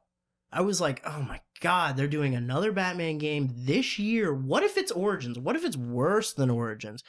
I got really fucking stressed out, and it wasn't until I started reading that NeoGAF thread and started like actually thinking about what is Rocksteady going to do with these systems, how is this going to function gameplay wise, that I started finding some of that optimism. But like my initial point blank reaction, because I played through Origins, was that I don't know if I'm ready. Like I don't know if I'm ready yet. I'm I don't excited understand. because Kevin Conroy. Kevin Conroy is coming back as Batman. Yep. The original Arkham voice cast is all coming back, with the exception of Mark Hamill, because so. Kevin Conroy Joker's wasn't not in gonna the be in. Origins. No, no, So that he's was just like fuck these no, other no. guys. Batman on was Rocksteady. Roger Craig Smith, Mhm. the voice of Is it- Altair. Also, I noticed that these character models look very different They've redesigned. Well, from that trailer, they've redesigned everybody slightly. Harley Quinn looks a little bit more like her Arkham Asylum version, but they've changed like the way her face paint is. They've changed the costume a little bit. Okay, so what's going on with like who is Arkham Knight? Arkham Knight is a person apparently. Arkham Knight is a completely original villain created by Rocksteady, and he's supposedly the main villain of the game. Like the trailer, all that dialogue is supposed to be the Scarecrow. And he's probably going to play some sort of role early in the game. Like, according to the demo that like the Game Informer guys played, the beginning of the game was they were evacuating the city from a Scarecrow fear gas bomb threat, basically. So Scarecrow is kind of probably going to be propped up in the beginning as like, oh, there's the bad guy, and then this new guy swoops in after he's kind of dealt with the regular lineup to be like the main threat of the game. Now, and let me say something. Who is Arkham Knight? This Arkham Knight guy, he's not wearing hockey pads. He's not wearing hockey pads. Also, calling it right now, he's not really a completely original character. No, he's not. I think he's the Joker. Yeah, he could be the Joker. He could also be Thomas Elliot. Hush. Because there were rumors that Hush would be in the game. He's Thomas Elliot, not Thomas Do Edison. people like Hush? I saw the NeoGAF thread and a lot of people were bummed. There's a lot of people saying, man, fuck Batman Hush. I don't know. Really? Is Hush beloved or? I mean, I like it. Okay. I thought it was a really good arc. But you like the Cowboy Batman one too. I didn't say I liked it. I said it was okay. Hold on, It was entertaining. I'm having trouble remembering who Hush is. Hush is basically he was a boyhood friend of Oh wait, Bruce you're Wayne. spoiling something. Shut the No, fuck I'm up. not. Mhm. I'm just telling you like the Hush's origin, like who he was. The boyhood friend of Bruce Wayne. His boyhood friend of Bruce Wayne. Their families were close. They were both like two rich, prominent families. Their fathers were both doctors together in the hospital. But you don't know he's the boyhood friend. Shut the fuck up. But he's spoiling. No, he's not. He's not for the like. Who knows? I this just even want in to the know game? who fuck Hush is. That's like saying I don't know who Jesus is, so don't tell me who he is before I go see Passion of the Christ because I've never read the Bible. Like, come on, like. yeah. Go on. Give me a fucking break. Go So on. after Bruce's family dies and he becomes an orphan, Thomas Elliot like starts going crazy. Like he's always been kind of crazy, and he finds like his insanity snaps, and he takes it out on his parents, who he's always hated, and he ends up murdering them to try to emulate the sense of sympathy people were giving Bruce Wayne, right? And he kind of goes crazy. He goes away for a while. Nobody really knows what he's up to. He comes back one day as a surgeon, and he gets a job, but he is also this guy Hush, who has had a few different plans and escapades since he's been introduced in the early 21st century. But I mean, he's basically just another crazy dude on a revenge trip. Why is he called Hush? He's called Hush. Well, let me think about this. Why Oh, specifically shit. Hush? I don't When know. he You might kills, have when he stumped kills me. people, he's like shh. No, his thing is that he always wraps his face in bandages. He actually, yeah. I mean, I can't really get too much into it without spoiling that story. But like his identity was Everyone's read. was like kind of a big twist reveal. Like he was supposed to be somebody else, but he like, oh my god, I can't even. It's That's been fine. years That's since fine. I've read it. I was just curious. Didn't mean to put you on the spot. Fuck you. Yeah, fuck you, Nick. For some reason, when you mention Hush, it makes me think of that one person from Batman Begins, and I can't remember their name. now. Shit. Yeah, exactly. I can't think of the name. Saz? No. They use like, Batman Begins. yeah, they use this sound wave technology to essentially cancel out noise. Oh no, you're talking about Batman Beyond. You're talking about Shriek. Thank you. Shriek and Batman No. Beyond is what I was thinking. No, of. his thing isn't. It's not like he's not like auditory based. There's Yeah, nothing. I It's hear nothing like Hush the and I'm sound like- Hush. I'm like, It's more like it was more like secrets. Okay. It was more okay, that's it. yeah. Anyways, it's a big announcement. It is. It's a big It's announcement. exciting. You know what? Ultimately, I am very excited about this. As am I. As am I. I was very excited for Arkham Origins. I was excited about Gotham by Gaslight. Seriously. I'm just saying. No, it's just it. everybody's jumping on the I hate Batman Arkham Origins never said I bandwagon. hated It's not. I don't know. Your the review reason of why- Arkham Origins was more positive than It you is, are now. but because I, it's been a while since I played it, and the more I think about it, the more disappointed I get with like everything that it wasn't, as opposed to what it actually was, and that's wrong. I let myself get into this state where I was pissed off because of the missed opportunities and because of the wasted potential. This game has to have that sense of like a step up. It has to kind of bridge that gap. It was kind of okay for Origins to skate by on Arkham City gameplay and just change up the story and add a couple new little twists and bells here and there and kind of skate by. That was okay. I can forgive that, and we can just, whatever. And it'll just be my low point in the series. But this game has to deliver. Oh, like yeah. we were saying, like this new Batmobile thing, that has to be like a big gameplay hook. It has to make sense, and it has to be fun, and it has to be badass. It has to be it has to make sense. It can't just be like, oh, why is Batman doing time trials all day? Like, I think know? we'll probably get our first look at the Batmobile gameplay at E3. I'm guessing. I would hope.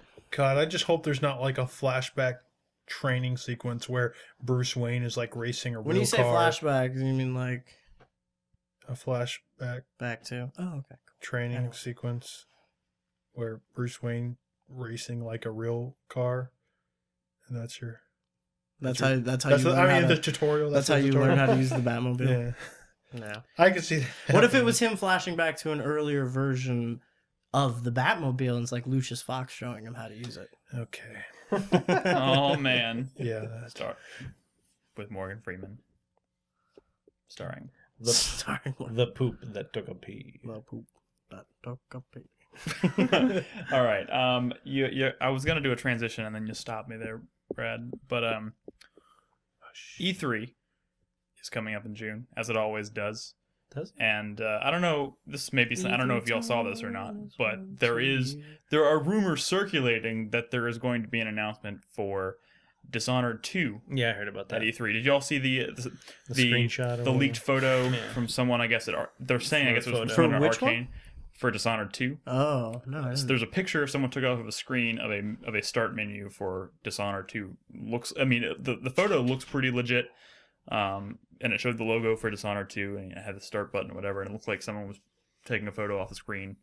Had Arcane's logo in the bottom right, so it's looking like Dishonored 2 is coming, and they're saying that this is. I forgot if it may have even said it on the screen that this was like the E3 2014 build for the demo. So it looks like they might be showing it at E3. I guess there's not a whole lot to talk about in terms of like the rumor, but I want to see where y'all personally stand as to whether or not you want a sequel to Dishonored or if this is a disappointment. hey, you know what? Dishonored's a pretty good game, and all this talk about Thief and is Thief okay, or is it solid, or is it mediocre, or it kind of feels like Dishonored, but Dishonored was way better, and hey, Dishonored's like old school Thief, and I've been playing a lot of old school Thief. You know what? And Thief is a lot like Dishonored, but not as good. I'm ready for some new Dishonored. Maybe not this year, but I'm ready for one to be announced and whatnot. Because I like Dishonored. I agree. I think they I think they have a good foundation of world building from the first definitely. game, and I would love to see something new. I would love to see something new in that world that has nothing to do with Corvo. Maybe not even takes place in Dunwall. Maybe it's somewhere else in the world. Sure. You know? I'm going to allow this. What? Thanks, Nolan. Here's a quick question for y'all about because when Dishonored first was announced and came out, obviously it adopted that cell shaded. I don't want to call it cell shaded, but that It is slightly stylized yeah. visual style, right? Which was a lot of it was because they were in the process of creating a new IP. Maybe didn't have the budget to go fully realistic, whatever. Mhm. Now, obviously, building off the success of Dishonored 1, what the fuck are you doing, Brad? Do you think they would benefit from continuing with that trend and making a sequel Like, using that same visual using style, or should visual they, stylization. or would you like to see them try Well, something different with it? I think the actual like Go for art, the art style of it Mhm. was a pretty slight stylization. Like it wasn't it wasn't something that I think that series would necessarily be hanging its hat on, and therefore wouldn't be missed it's the aesthetics of the world that are interesting. So those- it's like the costume design and the way that the details. that the architecture is built and like the props and all that stuff. That is what made that game look so cool. It wasn't necessarily like the proportions of the characters and stuff like that, you know? Yeah. What can we get in a sequel to Dishonored with the power of the next generation hardware? Bigger maps, more. Can we get a single open world? Probably. Like That would be cool. I would love to see a Dishonored game that was seamless. Open They world. know that everyone was asking about that and clamoring for that the first time around, and they were really, really delicate and ginger about that subject when people were interviewing them. So maybe now that they have more to work with this new machines, and their budget is. they're just going to definitely- go ahead and say like, "Fuck it, let's do it." You know their budget's going to be higher. I mean, Oh, yeah. Dishonored was a tremendous success for them. Oh yeah. So, who the hell knows what we'll get? But yeah, having all of the freedom of exploration and traversal from the original Dishonored in a completely open world set in that universe, that could be fucking awesome. That could be really cool. That could be really great. So, who knows? We'll find out very, very soon. There's a few other tiny news topics we'll cover just real quick. Nolan, So, you like The Last of Us, right? You've played a few hours it's of a that. pretty good game. A couple. New DLC coming. Can you give us a quick breakdown of what's coming? Sure. This is I think this is the last piece of DLC for the game. So there's no more story DLC, like single player DLC. Sad face. I don't know Bummer. if this is necessarily the last multiplayer update. Yeah. But this is definitely the next big chunk, and it's going to be multiplayer heavy, featuring new maps, new weapons, which is something we haven't seen. We've seen new maps, we haven't seen new weapons yet. Some new skills, and they are adding a new difficulty mode for the single player campaign. They haven't really said anything about it, but Because then it's going to be harder, I'm assuming. I don't know. They haven't said. They just said they were adding a new I feel like difficulty level. Throwing that even into the description, like saying, we're new difficulty, I feel like there's got to be a twist to that. There's got to be something that makes it other than, like, it's a little bit harder. There's got to be something. I don't know. I can't imagine what it would be. I don't know either. Maybe clickers everywhere. All clickers all the time. Everything is clickers. Everyone is a You clicker. just walk into a giant room and it's a square box filled with 100 clickers. Hey, Mr. Crispy, Hey, what's up? have you got a chance to try Left Behind yet? No, I haven't. He's been playing Dark Souls 2. I haven't. Well, Left Behind is Game of the Year, so you should play it. Well, I'll be sure to get to it before the end of the year. You do that. If we're sitting on the last show of the year and we get to the DLC category and you have not played Left Behind, you will be ejected from the room. No. No, don't eject me. These via- are ejection seats? Via wet willies. Anyways. Oh, Oh, why? We all. why? Let's make that promise right here, No, right it's now. gonna be like winter. There's a lot of like cold and flu season. And we will be sticking our wet my fingers God. right in your ears. Oh my God. Both ears. I will wet it with my butthole. Is it that wet? Is that What is going on? chocolate dip banana? Yeah. We call that move. I'm pretty sure you call that the blues. The blue.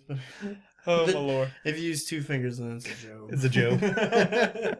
Oh, good God. I can't believe that just spiraled. Anyways, any other. So, That's pretty much all we know. I mean, they just kind of announced the fact that it was coming, and that's what they're including in it. yeah. I mean, as a big fan of the multiplayer, to the point where I had to not bring my PS3 to San Antonio last weekend because I probably would have spent the whole weekend playing the multiplayer.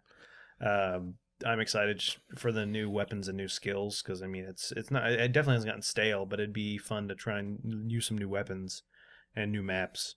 But New maps. yeah. But yeah, there's other Sony related news as well. Yeah. And this is just a real quick quip, but I mean, as we all know, the PlayStation 4 has been doing pretty good since Pretty the good. launch, and I guess the official sales numbers have been up until this point from release have been released and been unveiled. It's sold about 6 million units, which seems pretty impressive. I would like to compare it to like the PS3 at this point in its life cycle, or maybe even the Do maybe we, the Xbox do we know would be a those better. numbers? You could probably find those. We could probably find those just from launch. It might be better to actually compare it to the Xbox launch because that was right out the gate. That was a bigger success last generation. Mhm. But yeah, Sony seems to be doing pretty good, and they don't seem to be showing any signs of slowing down. They're going to have a major release this month, actually, with Infamous Second Son. So. You know what we're talking Still, about? I'm still trying to think of the only like. Xbox One Metal exclusive. Gear. Well, yeah, I'm talking about Xbox. exclusives. Oh, it's not exclusive. Yeah, that's It's true. like, I can't think of a single Xbox One exclusive. I mean, Titanfall technically, but it's coming out on PC as well. Titanfall technically not. Technically. Let's see. It's a Windows exclusive. When's Project Spark coming out? Project Spark. We have a beta for that. I don't know. That's a good We question. do? We do, but we.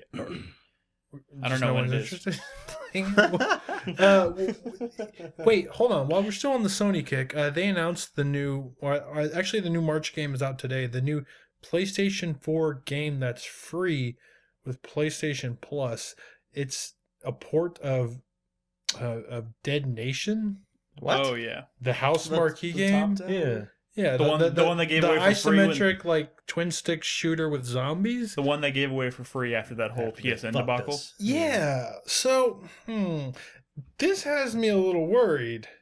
One, like, I guess Dead Nation's okay, but when that port came out of nowhere, but like I heard it's not even 60 frames a second. You know, it's just a kind of a port. It's called the Apocalypse Edition. I guess that they've added some new stuff. I know there's some Twitch integration where people who show up in chat can be like the zombies in the game, and they can vote at certain points to kind of help the player or fuck them over. What? Which is interesting. But this isn't exactly like, you know, PlayStation 3, PlayStation Plus like freebies. You know what I mean? Like, I'm worried, because I had that worry early on that since they're tying online multiplayer behind PlayStation Plus, do they really have an incentive to keep giving away, like, really good games? Well, I mean, with this is only PlayStation one. Plus? I mean, this is only 1 month that we've seen. I mean, last No, month. no, they've all been, like download games. I mean, Outlast, sure, but, like, Outlast is still, like a smaller digital... I mean, it's an indie game.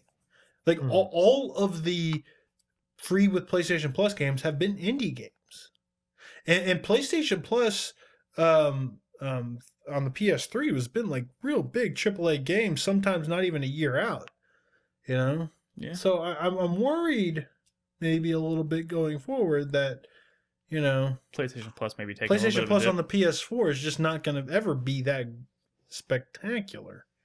Well, only time will tell. Should be a bummer. It's still a little early to make that call, though. But yeah, I would have expected maybe, you know, to see. Yeah, you're right. It's still kind of early, but I would have expected to see maybe Knack in the next couple months. I mean, Knack. I have Knack. Yeah. Anyways, that's all we got. Man, Xbox Oh, the keeps swap was crashing. coming to PS4.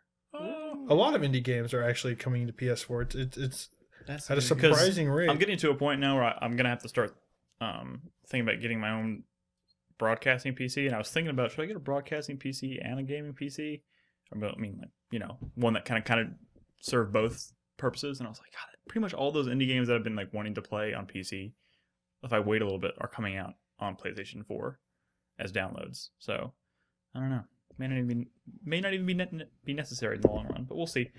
Anyways, so let's go ahead and jump into community. We missed community last week because Nolan was out of town, and I'm completely incompetent when it comes to community stuff. So Nolan, are you ready?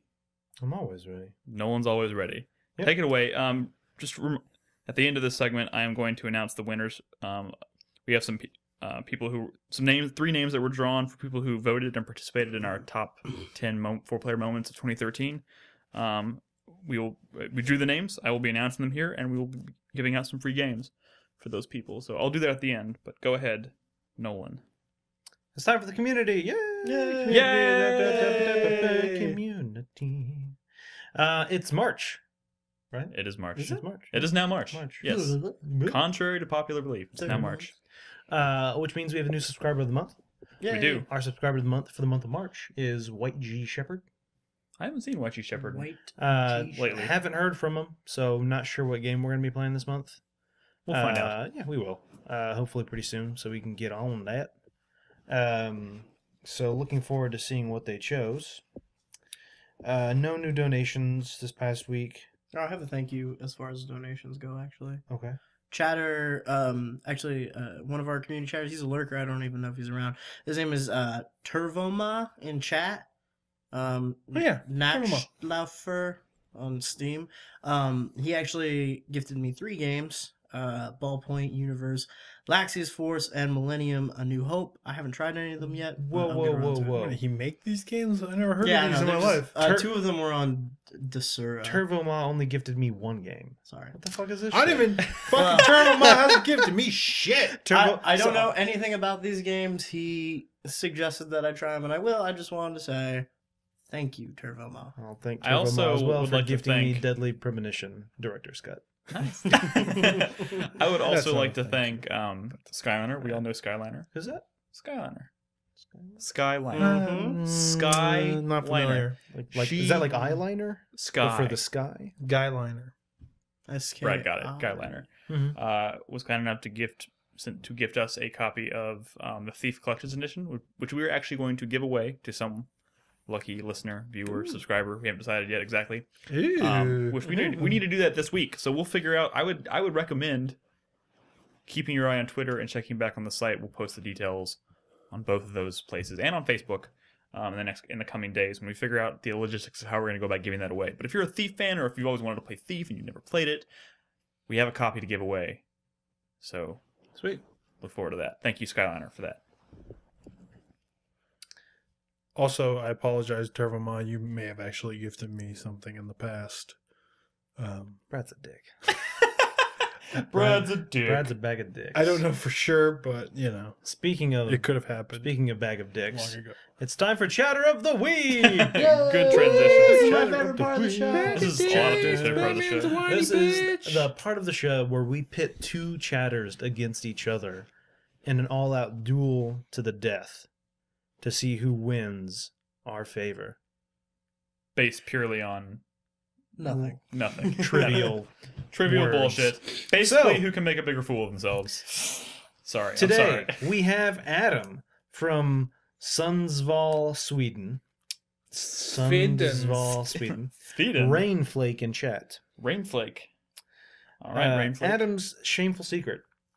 When I was 10 years old, Heroes of Might and Magic 3 was pretty new and exciting to me. I was just getting into turn-based strategy games, and I was loving it. On the birthday party of my 11th birthday, I had about 8 to 10 friends over to celebrate.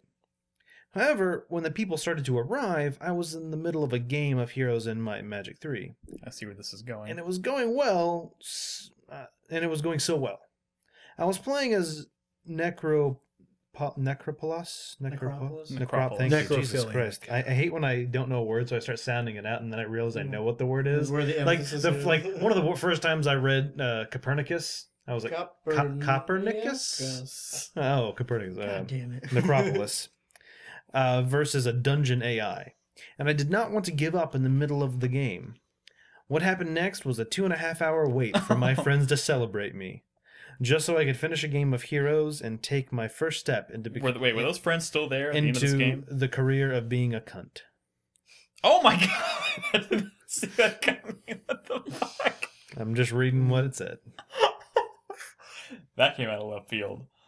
Woo! Thanks, Adam. Greatest gaming achievement. All right. Let me begin by saying I've never been good at difficult games.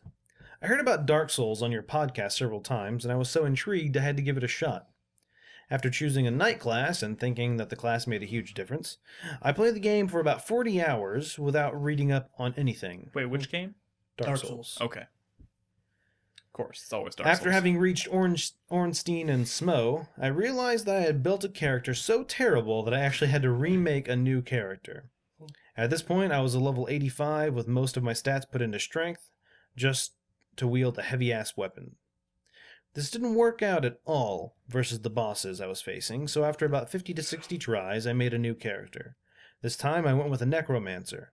I still went on through the game without reading about anything, and just as Brad had said, everything up to this point I left off at. I had memorized 100%.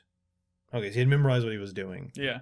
With his character, I played about 16 hours, just about half the time I reached Ornstein and Smo, but I still couldn't finish them off. So after about 40 tries, I made a new character. Jesus. This time I went with a wanderer. I still refused to read about anything in the game, but this time I actually beat Ornstein and Smo, and later realized I could probably have beaten them with my first character if I had kept going, but I still fought on. I refuse to call him Smo. Sorry. What do you As call him opposed to then? what? Smog. I call him Smog. Smog. Schmaug. His name is definitely not Smog. You mean like doesn't the matter. Hobbit, the desolation of Schmaug? Smog. Smog. So when I finally reached Gwyn and beat him, I had played the game 136 hours. But I was proud because I had refused to look up anything on wikis or forums, and I never asked my friends for secrets. Perseverance. I know it's a long tale for some average, but considering my skill at difficult games, I'm still proud I made it through. I beat Gwyn last night. That makes Nolan Chatter of the Week. Yes. I was only level 89 with 56 hours. So, my first time. Yeah, I was gonna say, did he say he was at 85 the first time he went to Ornstein Smoke? Yes. That was a bit high. I don't know. All right. Oh, we'll wait to start over, I think. Adam's top 5 games of all time. Number 5, Roller Coaster Tycoon. Wow. He says, this is a game that made me want to be an architect and build roller coasters. After choosing the technician line at school, I realized that this line of study was about computers, which I also really enjoy, and I kept studying computers and networking. I went to university and graduated as a systems technician, focused on Cisco devices and networking, and now I work as a mailman. Right. Welcome to my life. That's pretty much exactly Brad's story. That was the greatest end to that story. All right, number 4, Warcraft 3. Number 3, Heroes of Might and Magic 3. Number 2, Dota 2. And his number 1 game of all time Dark is Souls. Dark Souls. Knew it. Knew it. Wait, what was this for? Warcraft 3. That's the only Warcraft I played, and I like that game. That's a good Even though I Warcraft. sucked at it. All right, and Who's he this up against? week, Adam is up against Damon, who is 19 from Stockholm, Sweden. What's his chat name? They should really fight it out. They're both in Sweden. Yeah, right. He says, I've been a longtime fan of 4PP, but since time zones are so different, I barely get to make it to live shows. Jesus Christ. Jesus Christ, Brad. I discovered 4PP when I stumbled across a Holy Crap, That's a Bear video a long time ago, and I loved you ever since. No homo. That's actually the first video I saw of 4PP. People still reference That's that. one of Like the I hear first videos we podcasts. And anytime someone brings up Condemned on a podcast I listen to, that video comes up in conversation about the bear. With Holy Crap, That's a Bear. God, I wish that was direct feed. We were filming that off a fucking screen with a camera. Yeah. In chat, my name is Damon163. Wait, were we filming that off screen with Actually, the camera? Condemned 2 was like maybe the first game that were able to get direct feed of. That was direct. Condemned 1 was. I'm thinking of Ram the Big Guy. That was shot off the screen with a camera. All right, Damon, the shameful secret. I'm not into incest, but I am actually. but But I am actually into it. So. Wait, no one. Are you?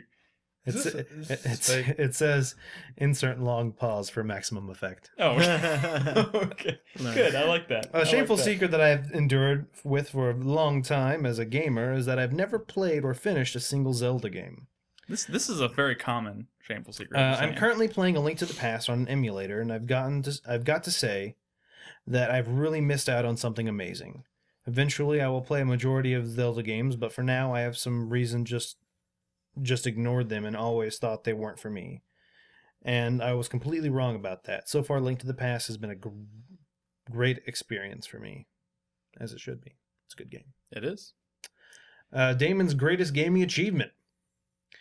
I'm not really into achieving things in games because I'm either too lazy or it just feels completely unnecessary. But my greatest gaming achievement must have been beating the hardest Guitar Hero song, Through the Fire and Flames, on Expert. I still remember the day I passed a song, and it's a great memory for me. Yeah, that's a tough one. You wouldn't know. I didn't. Well, I do know it's tough. I didn't say I finished it, but yeah, it's tough. Damon's top 5 games of all time. Number 5, Beyond Good and Evil. Brad? yeah. Still waiting for 2. Number 4, Kingdom Hearts 1. Never. 1. Kingdom Hearts never. Of course it's 1. Number 3, Metal Gear Solid 3. 3. 2. 1. Damn. Oh. Number 2, Heavy Rain. Best 2. movie ever. Heavy Rain 2 Beyond Two Souls. And his number one game of all time is Mass Effect 2.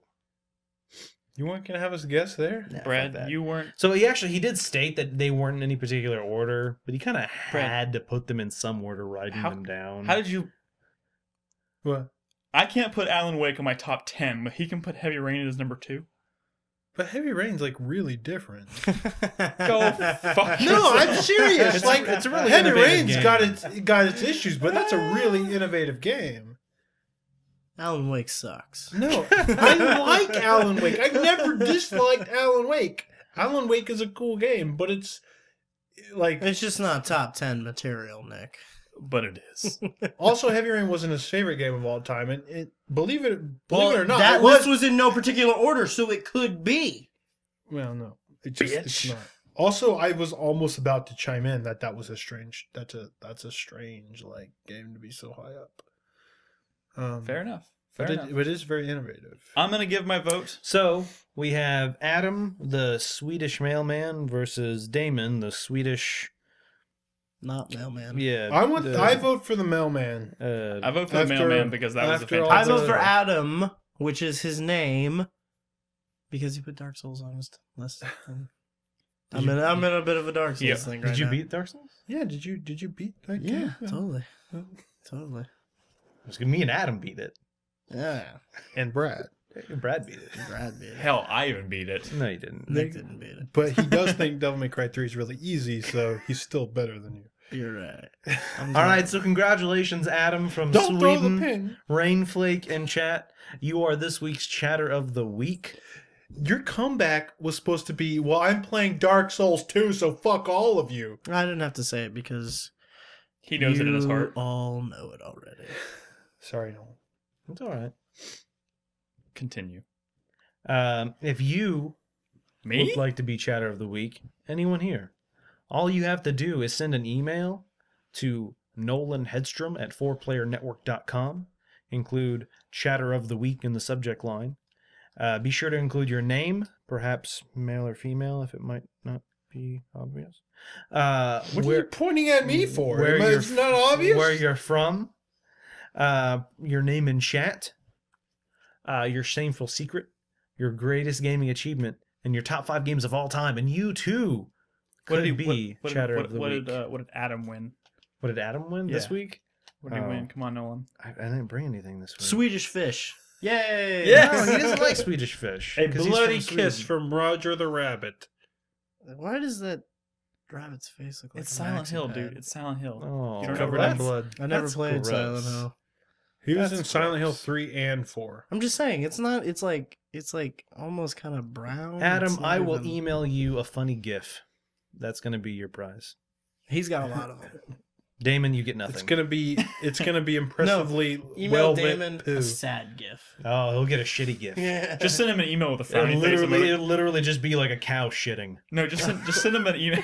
Or that one of the elephant eating poop out of its own butt. There you go. Oh no, the elephant eating poop out of the other elephant's butt. Yeah, that's You the should best just send one. him an email with just a frowny face Wait. emoticon. Is there a video of an You haven't seen elephant that? eating poop out of another It elephant? haven't seen sticks that? its trunk up the other elephant's Oh, butt. come on. Yeah. And then just whoop. Yeah, why not? Hold on, let me find it. real No! quick. There's no time for that. No, I have the lighting's impeccable. I have winners to announce. Is it's it as outside. good as when the fucking monkey sticks his finger in his ass and Dude, smells it's and like falls the off new the train? age. It's like the new age version of that. Oh, All right. man. All right, What's up, hush. I have 3 winners to announce. By the way, this is for anybody who voted and participated in our poll that helped us put together our top 10 4-player moments of 2013, which the video is now up on YouTube. So if you haven't checked it out, please go do that. We put a lot of time into it, and it was fun to make all those moments. And we thank every one of you for voting. But we picked 3 people's names at random, and these are the people. We will be giving these people a free game of some sort out of our list. Those people are Kevin, whose name in chat I believe is Sledge101. Oh, yeah, that guy. Yep. Alex, who I don't think we have a chat name for him. Boo. What? Oh. Schuld. I thought that was his last name. Schuld. Maybe that is his last name. I don't know. Should you say that out loud? Schuld. And the last person is Andy, H, who is 02, that's 0 with an X. All three of you voted, and we will be sending you an email. I'll send them out tomorrow, and we'll provide a list, I guess, of games to choose from, and y'all can choose a game, and you will receive said game. So thank you guys for voting and participating, and that's an elephant eating poop out of nowhere. He's really working. He really gets it in there. Yeah, Like he really eats the poo poo. Like the poo-poo. That's All a right. colonoscopy right there. All right, here we go. So thank you guys for participating. Now we got to wrap up the show. He's with really the, up in his in-ass. Now we got to... Like he can feel his heart beating. Okay. What's the 4-player minute, Nick? Minute. Minute, Nick.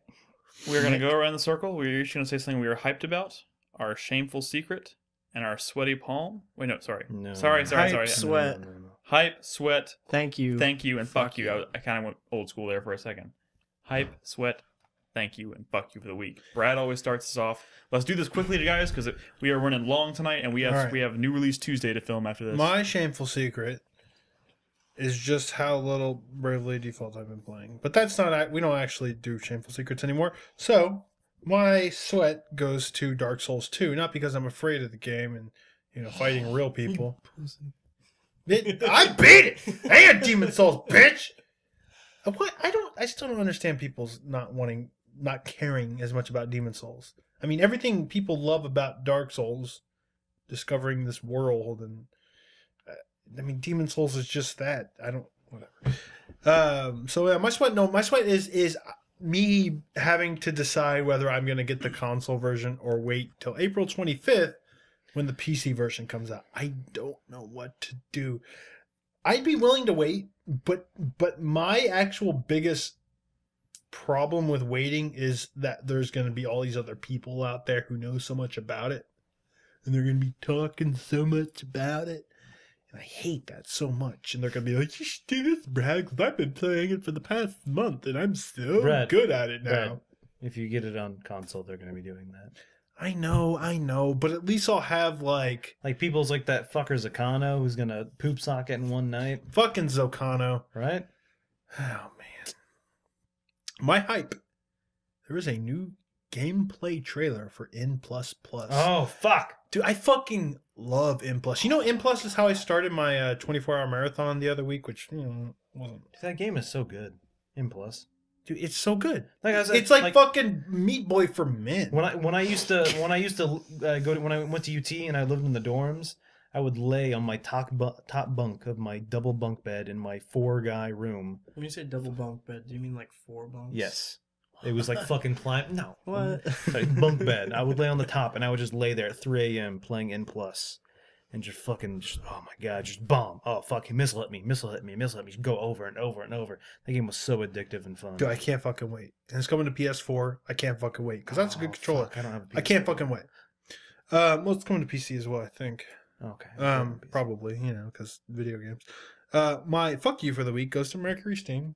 Just because, I didn't think Lords of Shadows 2 was going to be good, but man, you made it worse in ways I never could have imagined.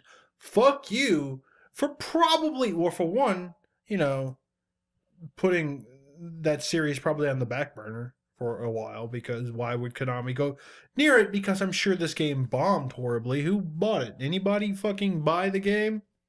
No, probably, right? Which game? Castlevania Lords of Shadows 2? Never heard of it. Oh yeah, totally. No one's buying that shit, right? So fuck you, Konami. Fuck you, Mercury Steam, for making such a pile of shit. And fuck you, that one dude who thinks that your game is fucking. They think their farts smell so goddamn good, man. It's like they're from San That game is Francisco. so self-serious, like we've made fucking art here. Fuck you, Jericho makers. My thank you for the week goes to, I don't know what happened, but Alexander O. Smith and Joseph Reeder have agreed just to join on as the translators for Unsung Story. There you Really? go. So I'm super fucking psyched. This sounds a lot like this project is shaping up well, and that people are just excited to work on it. Yeah. me, So now that fucking that crew, like Matsuno has his crew, and this game is probably going to turn out to be something special. And I can't wait. I hope they at least get it up to the point where they can put it on like DS or consoles or something. You like card games, right? Like Magic the Gathering and stuff in Hearthstone. You should be the one to look into some of Playdeck's stuff because Playdeck's they're the ones that are working with Matsuno. They're doing and the card crew. game portion of it. Yeah, and they're actually doing the the programming and stuff. I mean, they're the core studio that's putting the game together. So I'd be curious to see what your opinions are on like Ascension and some of the other stuff that they've worked on. Yeah, I can check. Report back to me. Okay. Thank you, Brad. Nolan? My 4-player minute starts right after say the fact that I forgot I've been playing an iPad game. God damn it. Yeah. So I like the show Adventure Time. It's pretty fun. They put out a shitty console game a couple of months ago. Yes, we did it for release It's Tuesday. horrible. But in the show, there's an episode where they play a game called Card Wars, and they actually made that into an iPad or an iOS game. Oh yeah. Yeah, and so I've Is it actually fun? Yeah, so I've actually been playing it, and so it's similar. I think it's only like Magic, in which you have you don't have your planes cards and stuff, but you have like physical planes. Like you lay out like here's like the field and here's like a swamp and stuff like that, and you lay them out, and then you can only play that type of class on that field. And it's kind of like think of like a 3. You lay down that card and the character pops up on the field and stuff like that. I think they were also doing a physical version of this game as well. I think they might have, Yeah. yeah. But anyway, I've been playing that, and it's actually pretty fun, just because it's super adventure timey. So I've been doing that. But anyway, so my 4-player minute is my hype is for we're having a community night this Saturday. And I'm excited. We're probably going to be playing some Prop Hunt and some TTT. There you go. And those are the fucking games that I can't ever get enough of those. And so I'm excited to play that. I was also maybe thinking, I don't know how well it would go, but I kind of wanted to play some Arkham City Imposters. Gotham City. Thank you. I would play that with you in the On community. Steam or on... I have it on console. It's have it free on- on Steam. I have it on PS3. It is free on So we Steam. should play. If it's we should free all on play the Steam, then we version. should just play It's the a Steam free to version. play, yeah. Oh, I forgot they made it free to play. Yeah. I don't have any of my stuff unlocked, but that's fine. I fucking we used to play That the was shit. a fun game. Me, you, Brolos, we would play a That shit was ton so out of that cool. game. And then we just stopped. Well, and But other yeah, games, it other kind of games. yeah, It that's happens. true. Maybe- And maybe- it's a free to play game. You can't really Maybe like, play that for a couple hours on community We night. should play that. I agree. Batman. My sweat is Dark Souls. I just finished it, and now I really want to replay it. I started looking up some lore videos and stuff, and like just getting fucking deep diving into that. Don't Demon Souls. Do Demon Souls. I don't have time. But you don't have time to replay Dark Souls. Hey, stop I'm just saying, derailing this. channel that urge I into don't own Demon Souls. So moving on, my fuck you goes to Thief. Fuck that game. I wasted several hours playing that game Because of the technical issues. because of technical issues. Just It wanted was to just me, clarify. maybe. I don't know, but it was frustrating. Well, hopefully you don't run into bugs with South Park because apparently they're out there. So that's what I've been hearing. I haven't ran into a single one. The biggest bug I ran into was I was trying to like do a lot at the same time. Like I was trying to like knock down a ladder and immediately start climbing up it, even though I hadn't gotten down to me yet. Mhm. And my character kind of like stopped moving on it. But as soon as I paused and unpaused the game, it was fine. And that's the biggest bug I've ran into so far. Obsidian. Yeah. And then my thank you is actually just going to go straight up to Trey Parker and Matt Stone and Obsidian. Because go back and watch the highlights. Just the fucking glee on my face last night playing that game. It's just it's just glee. Just like playing, like I fucking love South Park and just being able to watch all the, just all the little nods to the show and the fan service is perfect. If only I can get a game of my favorite cartoon, Street Sharks. Oh my god. It'd be so. My God. All right. Crispy. Okay, my hype is to continue playing Dark Souls 2, which I will be doing all the rest of this week. Until and beyond Will you? the release on the 11th next week. Will you be playing Dark Souls, Chris? Wow. How sad would that? Why would you What did he just snap the What fucking would you- disc?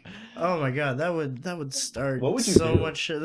Dude, we would just be in a blood feud for years. Dude, do you remember a long time Like, this ago? would be bad. There It was would a just be time bad. David and I were plotting to make Brad play Diablo 3 when it came out because he was What? A trying long not to. time ago. That was like 2 years ago. Okay, well, that's a long I time still ago. have not touched a second of that game. I know. and I'm We were proud. gonna try and make him play it, and then like after like an hour of him playing it, It like, was a pulled day. out. And, like, we or were after going a to give him day, 24 hours. We were gonna after pull it out and 24 snap the hours. disc in half in front of him. What? Of Diablo 3. Because he had a Diablo problem in college.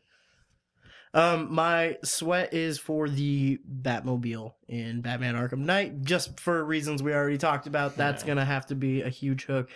A lot of the gameplay, that's going to have to be a central pillar of the design of that game. And if it falters, the whole game will probably suffer for it. My thank you goes to Rocksteady for coming out and saying, in plain words, there is no multiplayer portion in the new Batman game. That's good. Thank you. I don't care if another team works on it. That's fine. It doesn't take away from development of the single player mode, but what it does take away is development funds. Yes. And I want all of that money to go into crafting a good single player Batman game. Co-op would have been nice. Co-op would be cool, but I can live without it. And my fuck you for the week goes to the Last of the Giants, because fuck that guy. I've got his attack set down. I know how to avoid his little moves. It's just if I fuck up once and he hits me, I'm done. Fuck that guy. He's a dick. He's a dick. Fuck that guy. He's got a vagina on his face. Oh. Seriously, instead of a face, he has like this like slit like thing. It's Oh. fucking weird. So you're being literal. Okay. Well, thank you. Yeah. I'm gonna keep this short because y'all didn't. My hype, PAX East. Nolan and I purchased our airfare today. We have a team ready to go. It's coming up in a month. We're excited. It's been a while since PAX. I'm just looking forward to it. PAX East is always a big spot for indie games, so that's gonna be cool. My sweat goes to Batman for a lot of the reasons we discussed earlier. While it's not necessarily the Batman game that I wanted, it still looks really great. But obviously, it needs to be a big step forward and not an incremental step forward for it to be a satisfying conclusion to that franchise. My fuck you for the week goes to not Thief as a game, because I'm actually enjoying the game quite a bit. It's the way they implement loads in that game.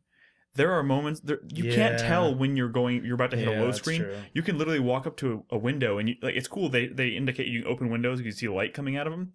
So you can like walk up to it and like put a crowbar down there and like start watching the window open. And all of a sudden you're supposed to tap the button to like make him open the window. And sometimes it goes through the full animation. The window opens. You go into the house. It's seamless.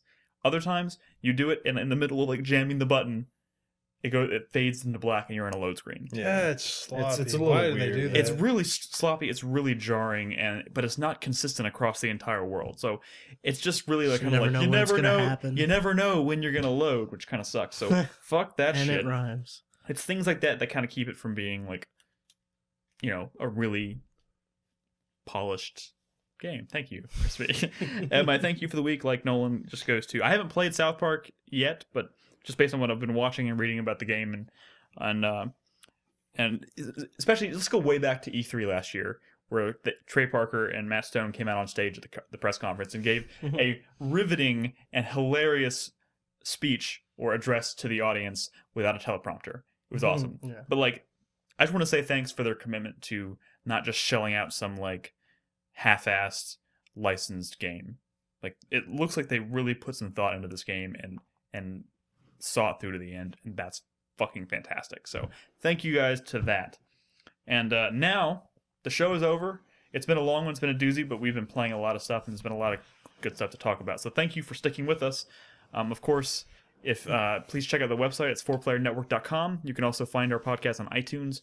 If you like the show, please subscribe. Leave us a review. We'd really appreciate it. And you can watch us broadcast live every night over at 4pp.tv. We haven't missed a day in years. Please go right now and vote in the Your Way Brado Day poll, where you get to pick what I play on Thursday. Please go vote. That poll is still open and going strong. Yep. And Brad really doesn't want you to vote for Castlevania.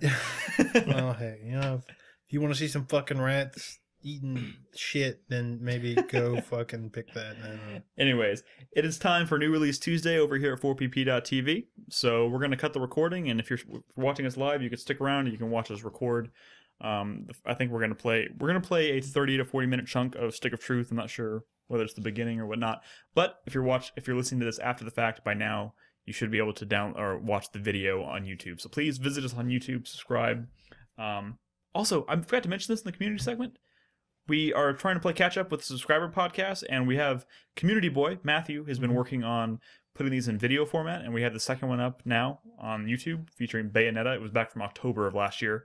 We had a great podcast it was myself and Brad and Biohunter, who was the subscriber of the month, and of course our resident Bayonetta expert Sci-Fi Chick joined us for a really fun conversation. So please go check that out.